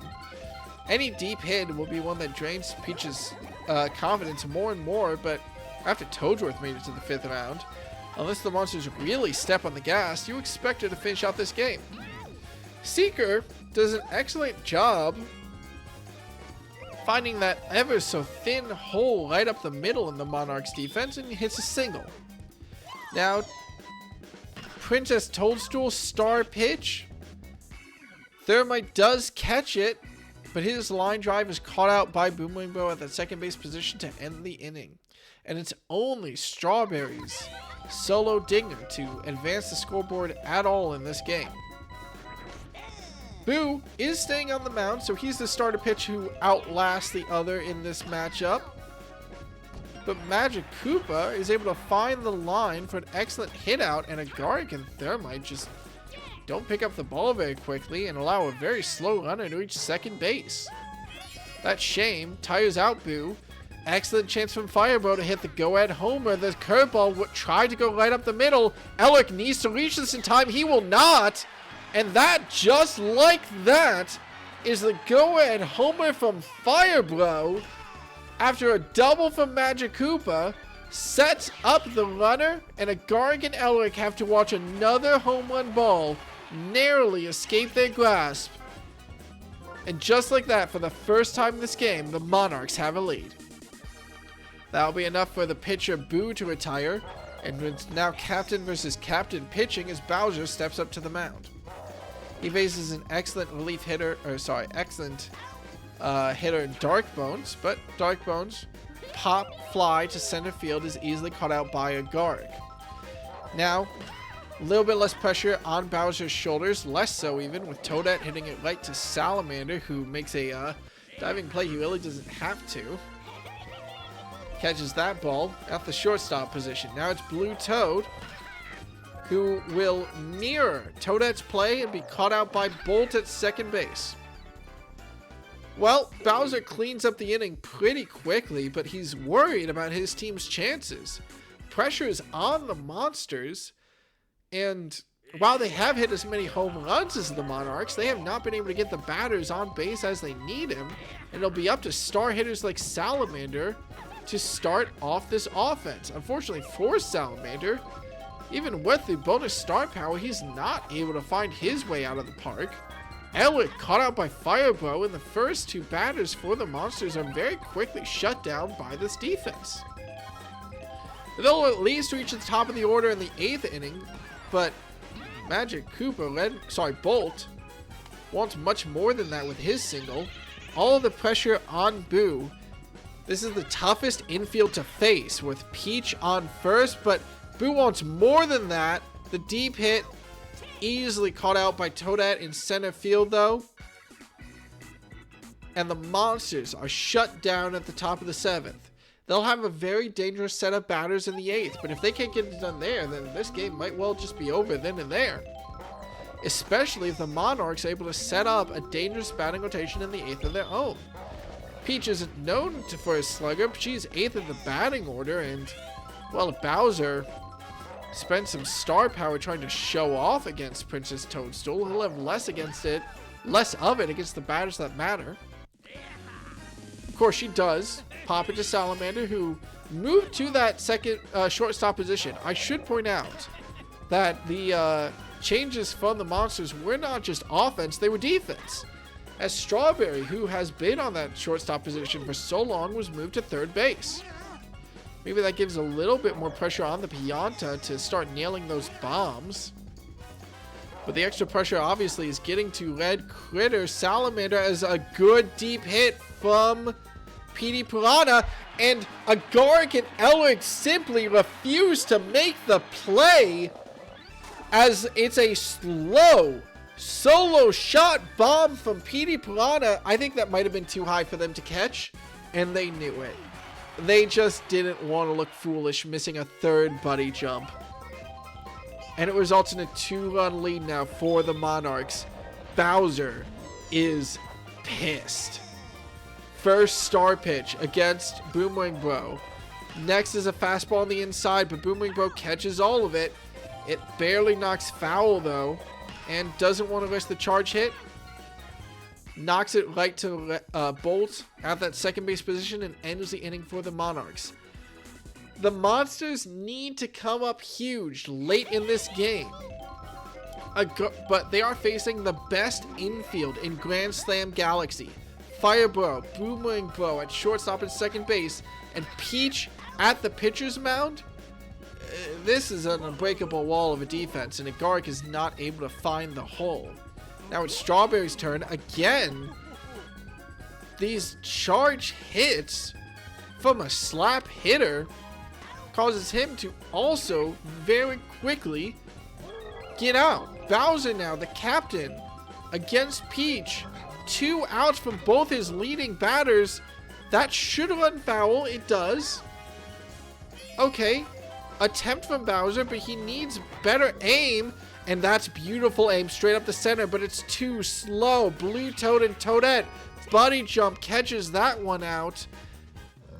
And just like that, the inning is over for the Monsters. And they will have only one more attempt in the 9th to tie up this game. The Monarchs with a 2-run lead, still in a very dangerous section of their batting rotation. Magic Koopa to start it off. If he can get on base, he can do so much damage, but no, weak contact. Takes a while for Bolt to reel that ball in, but gets it just in time to throw out Magic Koopa at first. If Firebro can get a home run here. The slider from Bowser just barely escapes the tip of the bat. Second pitch is an inside fastball. It's a weak hit from Firebro with no item assistance. This is what you need for the Monsters. They will get 2 very quick outs, and Dark Bones charges early. Inside fastball, Dark Bones is forced to watch. Second pitch, fastball right over the plate. Dark Bones catches all of it, and it looks like, yes, that is another home run for the Monarchs to give them a 3-run lead and make these odds all but impossible for the Monsters to catch up. It looks like that'll be the 3rd defeat for the Monsters this season, unless we see a miracle at the top of the 9th. Bowser knows it, and Bowser is pissed. Star pitch, first off against Toadette. Second pitch, fastball on the inside, but Toadette catches it. Salamander pitches it to first in time, and just like that, the Monarchs have a 3-run lead. Now, If Seeker and Thermite can both get on base, Salamander is the starred batter for the Monsters. But this defense has been so devastating. You don't expect that to happen. And if either of them get out, as Seeker does, there's just not enough bats to break this defense. Thermite now, in a losing gambit, faces down Peach, slaps it, but isn't able to escape the infield either, as Boomerang Bro gets his hands on a ball that's much higher than he's normally able to get his hands on. Fair play from him. Salamander, the experimental starred batter, nails a hit straight up the center, but it's not nearly deep enough. And just like that, 3 up, 3 out, 3-6. And the Monarchs on Mario Stadium completely overrun the Monsters. It's a low-scoring game. The Monsters were in the lead or tied for much of it, but absolute devastation as the Monarchs take full control in the second half of that game and score, let's be honest, a pretty easy win. Experimentation late in the season not working out for the Monsters. The Monarchs, slow, steady winners. And well-deserved MVP honors to Firebro there, leading his team to a 3-6 victories. Toadsworth and Peach, for some reason, just aren't visible in this MVP screen. Incredibly. Like, you can kind of see Peach in the background. It just kind of looks like Darkbones is wearing a crown, which, you know, good for him. But PD Prada completely showing out Toadsworth.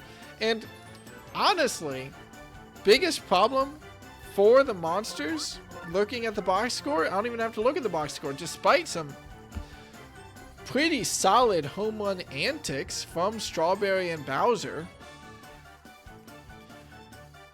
Their slap hitters just did not come to play. It looks like the rework in their batting order not nearly good enough, as they are completely denied any juice. Meanwhile, the Monarchs, their hitters come to play. It's been a story throughout so much of the season, is like if two of the Monarchs batters don't show up, their offense can look pretty inept, but 4 separate batters hit a home run in that game. The fact that the score is only 4-6 just means that not enough batters got on base, but Darkbones hit a home run, Boomerang Bro hit a home run, PD Piranha hit a home run, and I'm pretty confident, Firebro hit a home run. So of the first 5 batters in the Monarchs lineup, 4 of them hit home run shots, and that's more than enough, even if it is a relatively low-scoring game, to make an offensive mark and score a pretty easy win over the Monsters. If the Monsters want... Wait, let me check. How much did the Rookies win by? Only 1. The Monsters and the Rookies are now tied in win-loss record. So first seed will be a nail-biter as both of them face, well, a challenge heading into Playday number 14. Whichever team outperforms the other, even if they're not playing against each other, will secure that first seed. And the Monsters lose against their third team and all but secure that 4th seed for the Monarchs. We'll find out more about what that means for the standings after the highlight game of the day. Ladies and gentlemen, this game could seal our playoff standings. The FireEggs versus the Flowers. If the Flowers want to make playoffs, as a reminder for anyone who skipped the start of the stream where my mic was garbled as hell, that's not the right players. If the Flowers want to make playoffs, they need to come up big and 2-0 the FireEggs in this series. And with so much on the line, the Flowers have swapped up their rotation, making themselves 1/3 Daisy as Daisy? enters into this team and becomes the third jacket for the Flowers. She'll act as an outfielder mainly and act as a little bit of synergy for this team. They've also massively swapped up the start and their entire batting lineup, as they've starred Blue Critter, completely moved a lot of their strong hitters to the front in front of Blue Critter to rely on him to knock those bombs when they need it, and taking the star off Daisy.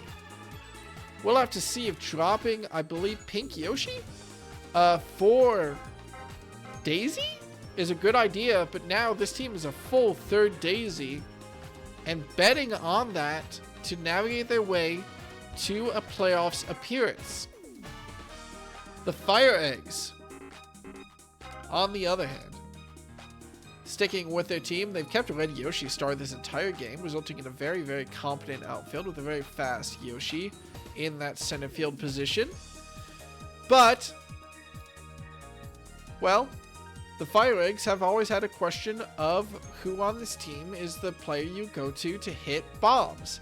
K-Rool has had lots of trouble this season, and as Red Yoshi keeps that star power, and star power goes to the Blue Critter, Flowers have also had that question of who on this team can hit bombs when you need it.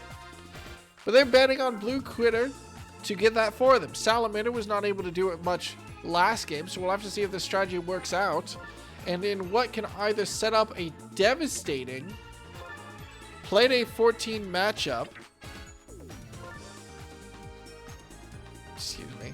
What can either set up a devastating Playday 14 matchup as these teams battle for that last playoff position, or seal the FireEggs postseason appearance against a new Flowers remixed team. Also, should be noted, Luigi is starting pitcher now instead of Daisy. That's very interesting. We will have to see which team comes out on top. As we go through final preparations, players are ready to go. Ladies and gentlemen, welcome to the last game of Playday number 13.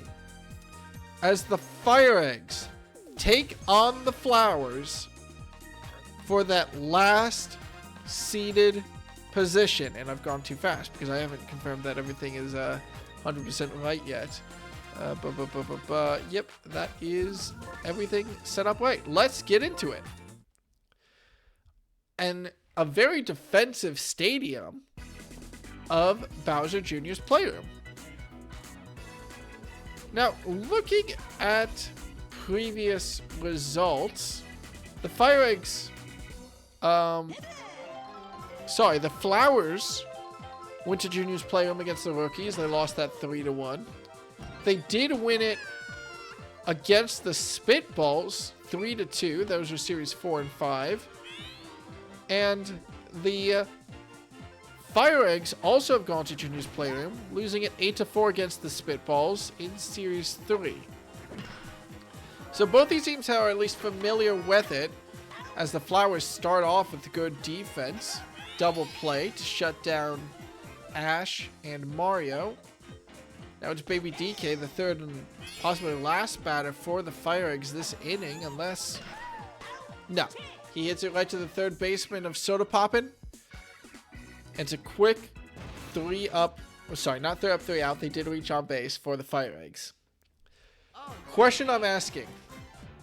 This is a Flowers home game, and they elected to not just invest more in their batting power, but then take it to a very defensive stadium. We'll have to see how that helps them. They have had lots of trouble getting good scores on this stadium before, so the pressure is on for them to perform, as Mr. Consistency is not able to do so, caught out by Yoshi at second base. Tyler 1 now, nods back to his dugout as he steps up against Mario, feeling a little bit of confidence. Moved up to that second in the rotation, out of, I believe he was 4th before, relied on for his slugging potential. Very confident watching these balls from Mario. The third curveball straight down the middle is caught for good. Slow hit right up the middle for a single.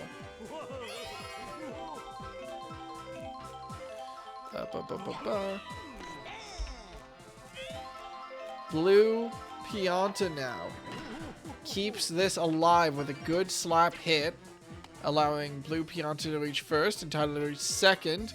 Only one out in the inning, and these batters are looking pretty good. Soda popping with a chance to load the bases for the new slugger, Blue Critter. Should he get a good single of his own? Charges, tries to go up the middle again, but Yoshi and Baby Mario simply turn the double play to stop the Flowers in their tracks before they can get to a slugger. The FireEggs now will have their slugger up next. King K. Rool on deck. Pegasus with a chance to get a runner on for him. Though that might mean less on such easily the hardest stadium to get a home run on. Not just on the walls in Bowser Jr.'s Playroom So High, but of course, those Thwomp cookies on the edge of the field, extending it even higher. King K. Rool doesn't mind, though. He'll keep this one in the park with a line drive up the center. He's almost caught out at first with trouble making it, but makes it with just enough time to spare for a single. I want to point out that so far today, all the home teams have won. As a excellent attempt at a double play from Baby Daisy, and Blue Yoshi in the outfield almost catches out K. Rool at first. Good attempt, but all home teams have won today. And if that holds up, well, the Flowers are the home team for Junior's Playroom, and I'm sure they'll be happy to know that. Regardless, no scores yet as we head into the bottom of the second, and starred Blue Critter with his first at-bat of this season as the starred player. He'll have to watch a fiery fastball from Mario on the first pitch. Second fastball, he catches all of it and hits it deep, strong, and Blue Critter hits a home run in his first plate appearance as a starred slugger to open up the scoreboard for the Flowers. Incredible. It's a fast outfield. It's a place you expect the outfield to be able to catch it. It's a giant wall, but no, Blue Critter overcomes all of that for that single shot homer. Blue Yoshi not able to follow it up, but, well, he's not supposed to. He's one of those weaker batters who acts as a positional outfielder for the Flowers. Baby Daisy not able... No, with item interference, actually, from the power block interfering with Yoshi, is able to reach single and win the Daisy section of the batters as Daisy steps into the box to advance Baby Daisy and set herself up for Daisy. But unfortunately, the only thing the double Daisy gets is a double play. Daisy knocks it right to shortstop, and Mario turns that to first to catch out the two batters. Now at the top of the third, Flowers, of course, have a lead with that excellent home run, but it's only a one-run lead. Baby Mario will ground out to second base, so not a lot of luck from him. Mr. Consistency acting as an excellent starting pitcher. Led Yoshi, though, able to knock a good single out, and we're back to the top of the order. Now it's up to the FireEggs. I honestly think that small ball is the style to play on this type of stadium. Not that Mario is able to handle it.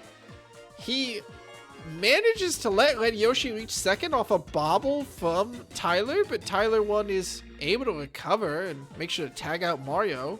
Still, though, runner in scoring position now, as Mr. Consistency tries to and successfully tricks out Ash with a star pitch. Blue Critter gets under it easily to knock that one out, and the FireEggs are denied any points in the third.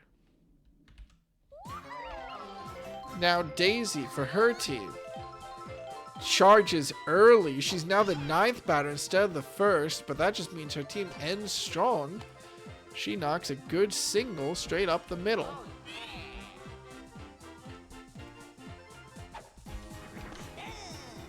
Mr. Consistency up for his team.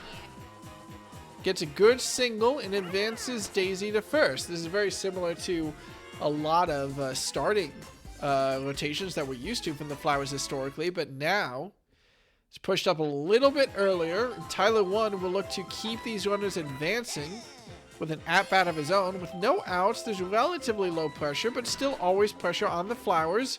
Doesn't matter though, as Tyler 1 hits a beautiful hit out, and Red Yoshi bobbles it, allowing Daisy to run all the way home for the second run of this inning. For the second run of this game and the first run of this inning, excuse me. Excellent play from the captain to realize that she had that extra time, and that bobble from Red Yoshi, the starred player, is not what you need from him. Blue Pianta with another great slap not only brings Luigi home from third, but gets a single and keeps the Flowers low on outs heading into this game.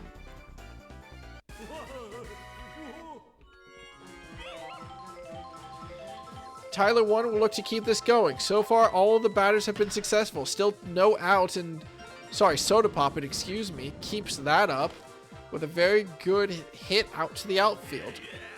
Bases loaded now for the Flowers. As the starred player, the man who hit that excellent home run, steps up to the plate, catches a Mario Fireball, but with no item support, this should be a sacrifice pop fly that lets Soda Poppin' run home.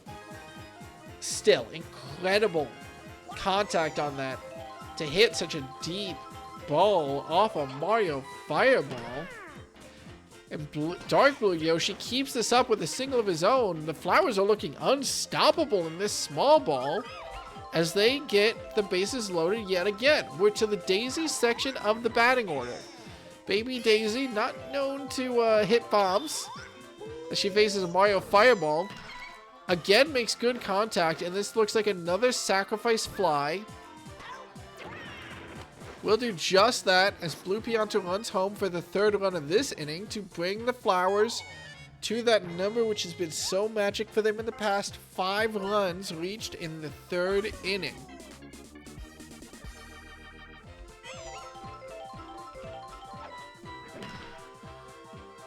Daisy keeps the inning going with a good single of her own, and the captain, 2 outs, loaded bases, steps up to the plate.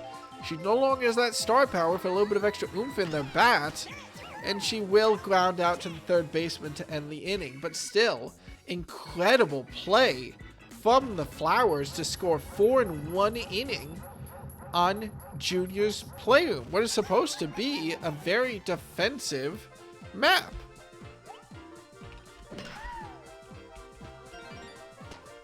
Baby DK starts off this inning for the FireEggs pretty well, though, with a solid single hit. Pegasus will look to advance that runner, and if he and Baby DK can both stay on, opportunity for King K. Rool to step off Fraud Watch. Pegasus hits it foul, though, so he'll have 2 strikes and pressure to get a good hit here. Will cause him to slap it.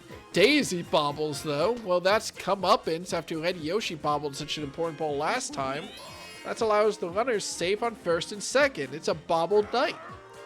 King K. Rool facing down the pitcher. Runner on first, runner on second. Full charge, but doesn't quite make the contact he needs to. And Blue Critter turns that double play. Baby DK does safely reach third for chance for the captain Yoshi to try to bring in the at least a run, but no. His hit is intercepted by Tyler 1 at first base, and these Flowers are looking indomitable heading into the bottom of the 4th. They're back at the top of their batting order. Last inning, they were 1 off from this. Daisy started, and they scored 4 in 1. Now at the top of their order, an attempt from Mr. Consistency to get this going. Good line drive to left field will net him that single.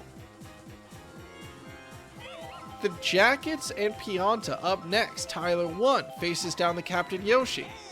I didn't even notice when Yoshi was subbed out. That's my bad. But Tyler 1 faces off against the captain Yoshi. Hits it clean right up the middle. Another single. Runner on first and second. No outs. Blue Pianta now. Charges against Yoshi, but lets the first one slide by him. Second pitch, settles for that slap that Piantas is so well known for.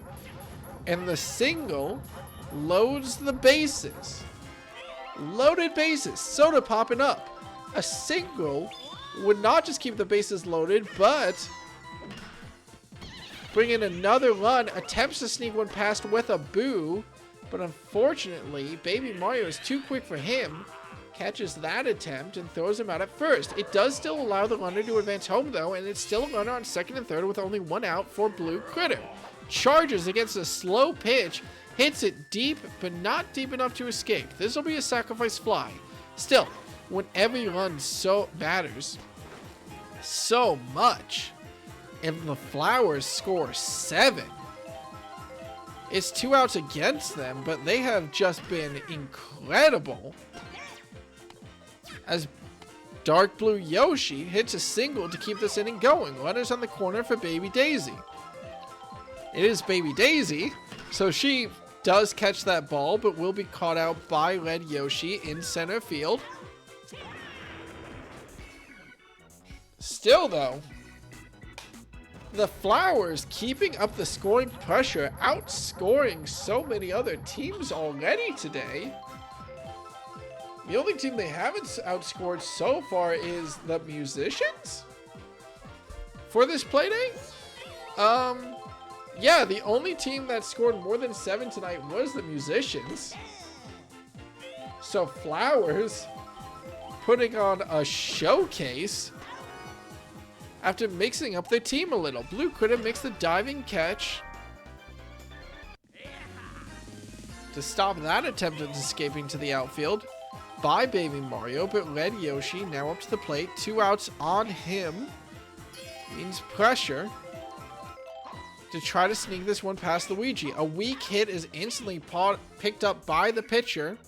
That's a simple ground out for Red Yoshi, and the FireEggs find nothing in the first 5 innings of this game. Now it's Daisy? Up, I suppose?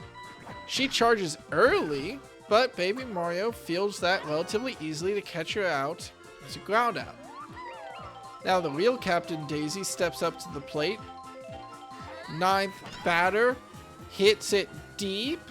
A good hit, but the outfield was there more than in time to catch that one and stop what actually probably would have bounced off the wall and simply been probably a single, all things considered.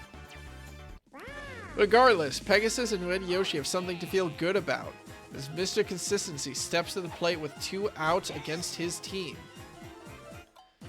Watches the first pitch, second pitch, tries to hide inside, but Luigi catches that one for a single. At this point, you almost want the inning to end because any runners that get on base could be so wasted, but Tyler 1 doesn't want the inning to end. Tyler 1 wants the inning to explode. Regardless, Pegasus and Red Yoshi get under that one. Again, not a ball that I think was escaping the park, but confidence boosting for the defense as they shut down the Flowers for the first time since inning number 1. Now it's up to them at the top of their order to start staging this comeback.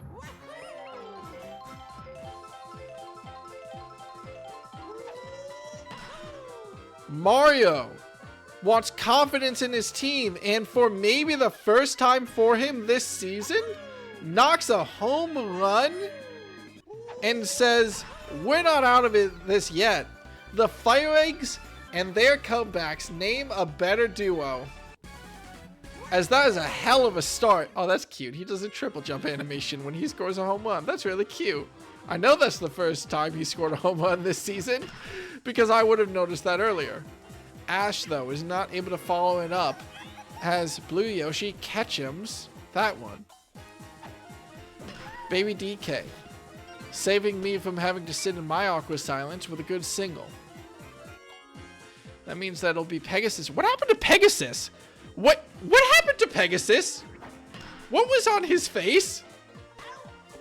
Well, it doesn't distract the defense as the war paint isn't enough.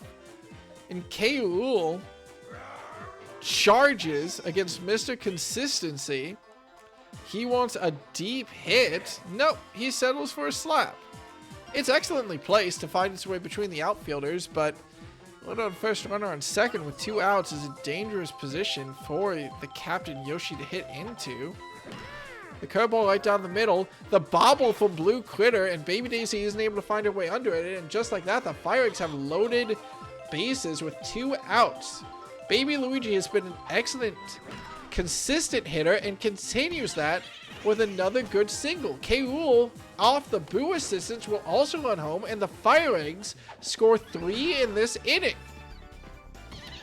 With the chance for more. They have a runner on third and on first.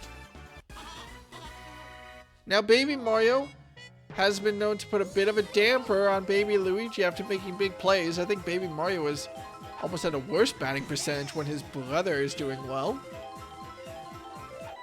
Especially after scoring a home run earlier in this game.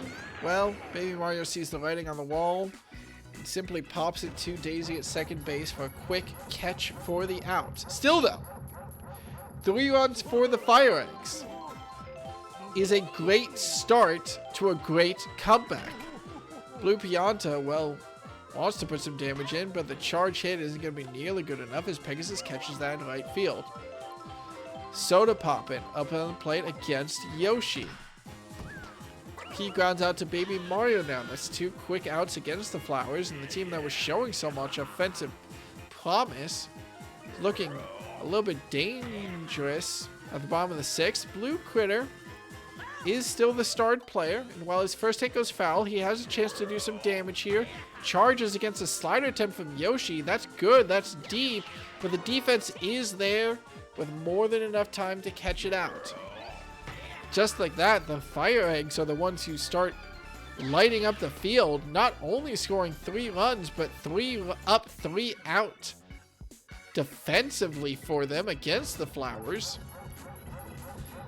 The comeback is very real as we enter the top of the 7th, and the FireEggs are getting ready to enter the top of their order. Red Yoshi faces a star pitch from Luigi. Reminder, of course, that this is still the starting pitcher from the Flowers.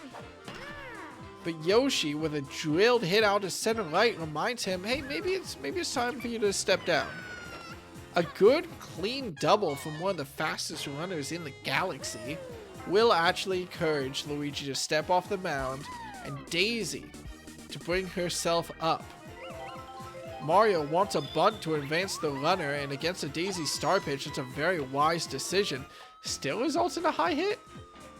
This has been known to be interrupted by POW blocks, but Blue Critter makes the excellently smart play of knocking that ball right to Luigi, also canceling out the POW block. Daisy wants to repeat the trick, but Ash Ketchum is very smart not to swing. He knows that runner's on second, and he knows that runner's depending on him to bring them home. Blue Critter tries to catch out Red Yoshi at third, is unable to do so with Red Yoshi's speed thanks to that extra star power, and that hesitation allowed Ash Ketchum to reach first. Now, ultimately, Baby DK hits it to Luigi, who turns the double play with Blue Critter to end the inning for the FireEggs. So, after an amazing offensive play from them and a little bit of an opportunity, Baby DK is not able to keep the magic going, and they're shut down at the top of the 7th. Still though, lots of promise if they can get back up to the plate with minimal damage. Baby DK keeps his hand on the ball there to throw out Dark Blue Yoshi at first. Excuse me, my brain had to do a fast reboot. Baby Daisy, she'll reach first off a POW block, tries to run for second, and will reach it safely, as Baby Luigi is forced to just stand and watch the play being made. Now it's Daisy up at home. She can't navigate her way past the infield though, and Mario not only catches her out, but turns the play to Baby Mario for that double play to lock the Flowers out of another inning.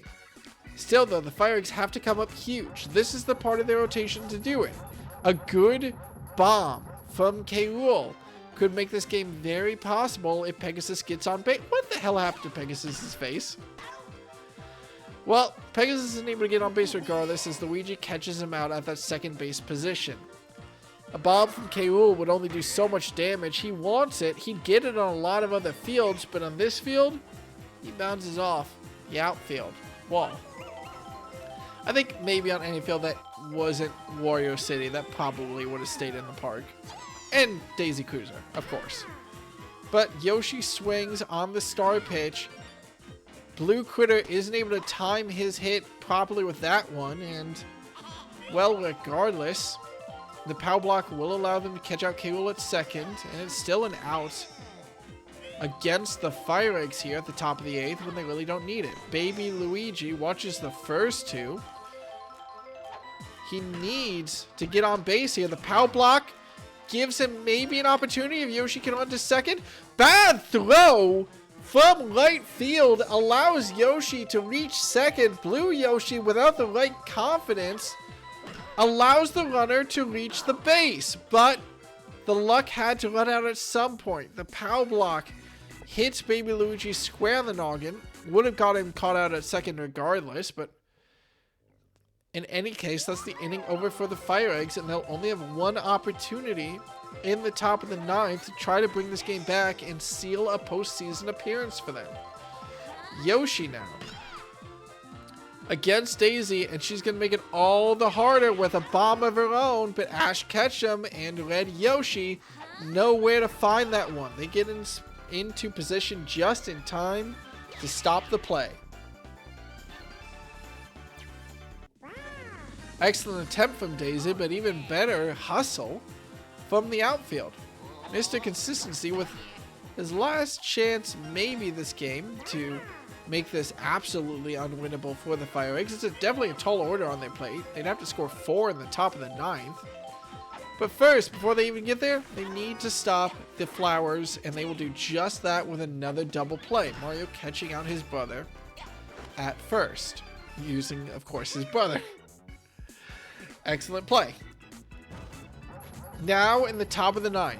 Last chance for the FireEggs. They're about to enter the top of the order. Red Yoshi, the starred player, also heading up here.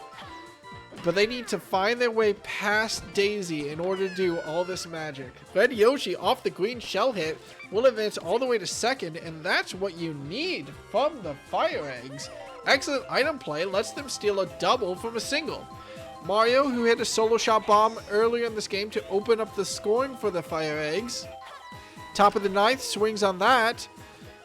Manages to evade Baby Daisy's glove. And that's runners on the corners at the top of the 9th for the FireEggs. Ash Ketchum has not had a lot of luck this game. Charges against Daisy, but watches that pitch. Second pitch now.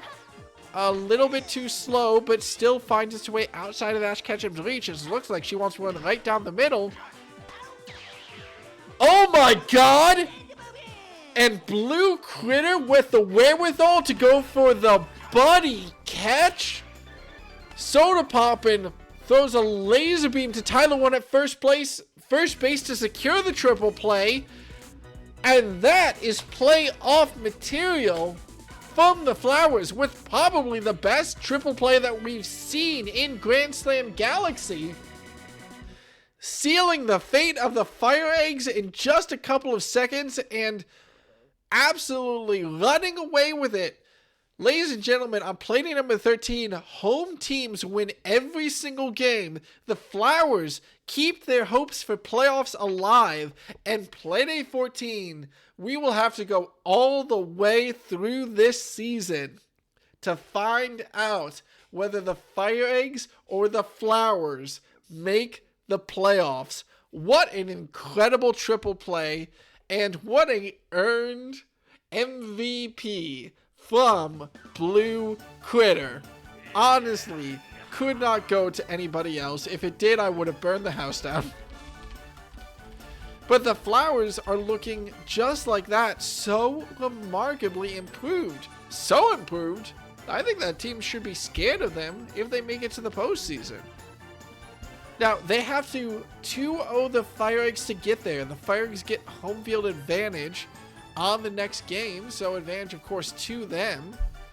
As I screw up catching my scorecard properly here, and we'll have to go back and get it. But yeah, no, excellent play from the Flowers.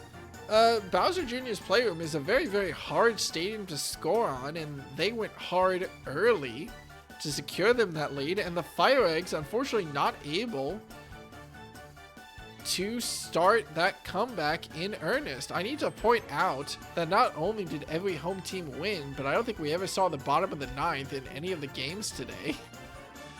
Funnily enough. So incredible play from all games today. Very fortunate for the Flowers to keep their postseason hopes alive and set up a banger finale for our regular season. Now the FireEggs tried their absolute best, and this is a hard stadium to score runs on. I'd say that the third 3-run inning for them shows that they still have plenty of potential to be a devastating offensive force. But I think that this switch up for the Flowers really worked for them. We'll have to see whether it's a flash in the pan or not, though, as we head to the last section of the regular season. I think that betting more on that early team, relying a little bit less on Daisy, is doing wonder for the Flowers, though.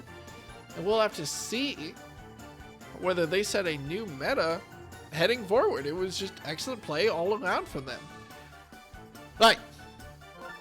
Ladies and gentlemen, with that win from the Flowers, I am very excited to show off our scoreboard heading in to the last Playday of Grand Slam Galaxy. I have to do a little bit of rearranging. There's only one bit of movement, but it's the bit of movement that matters. There we go.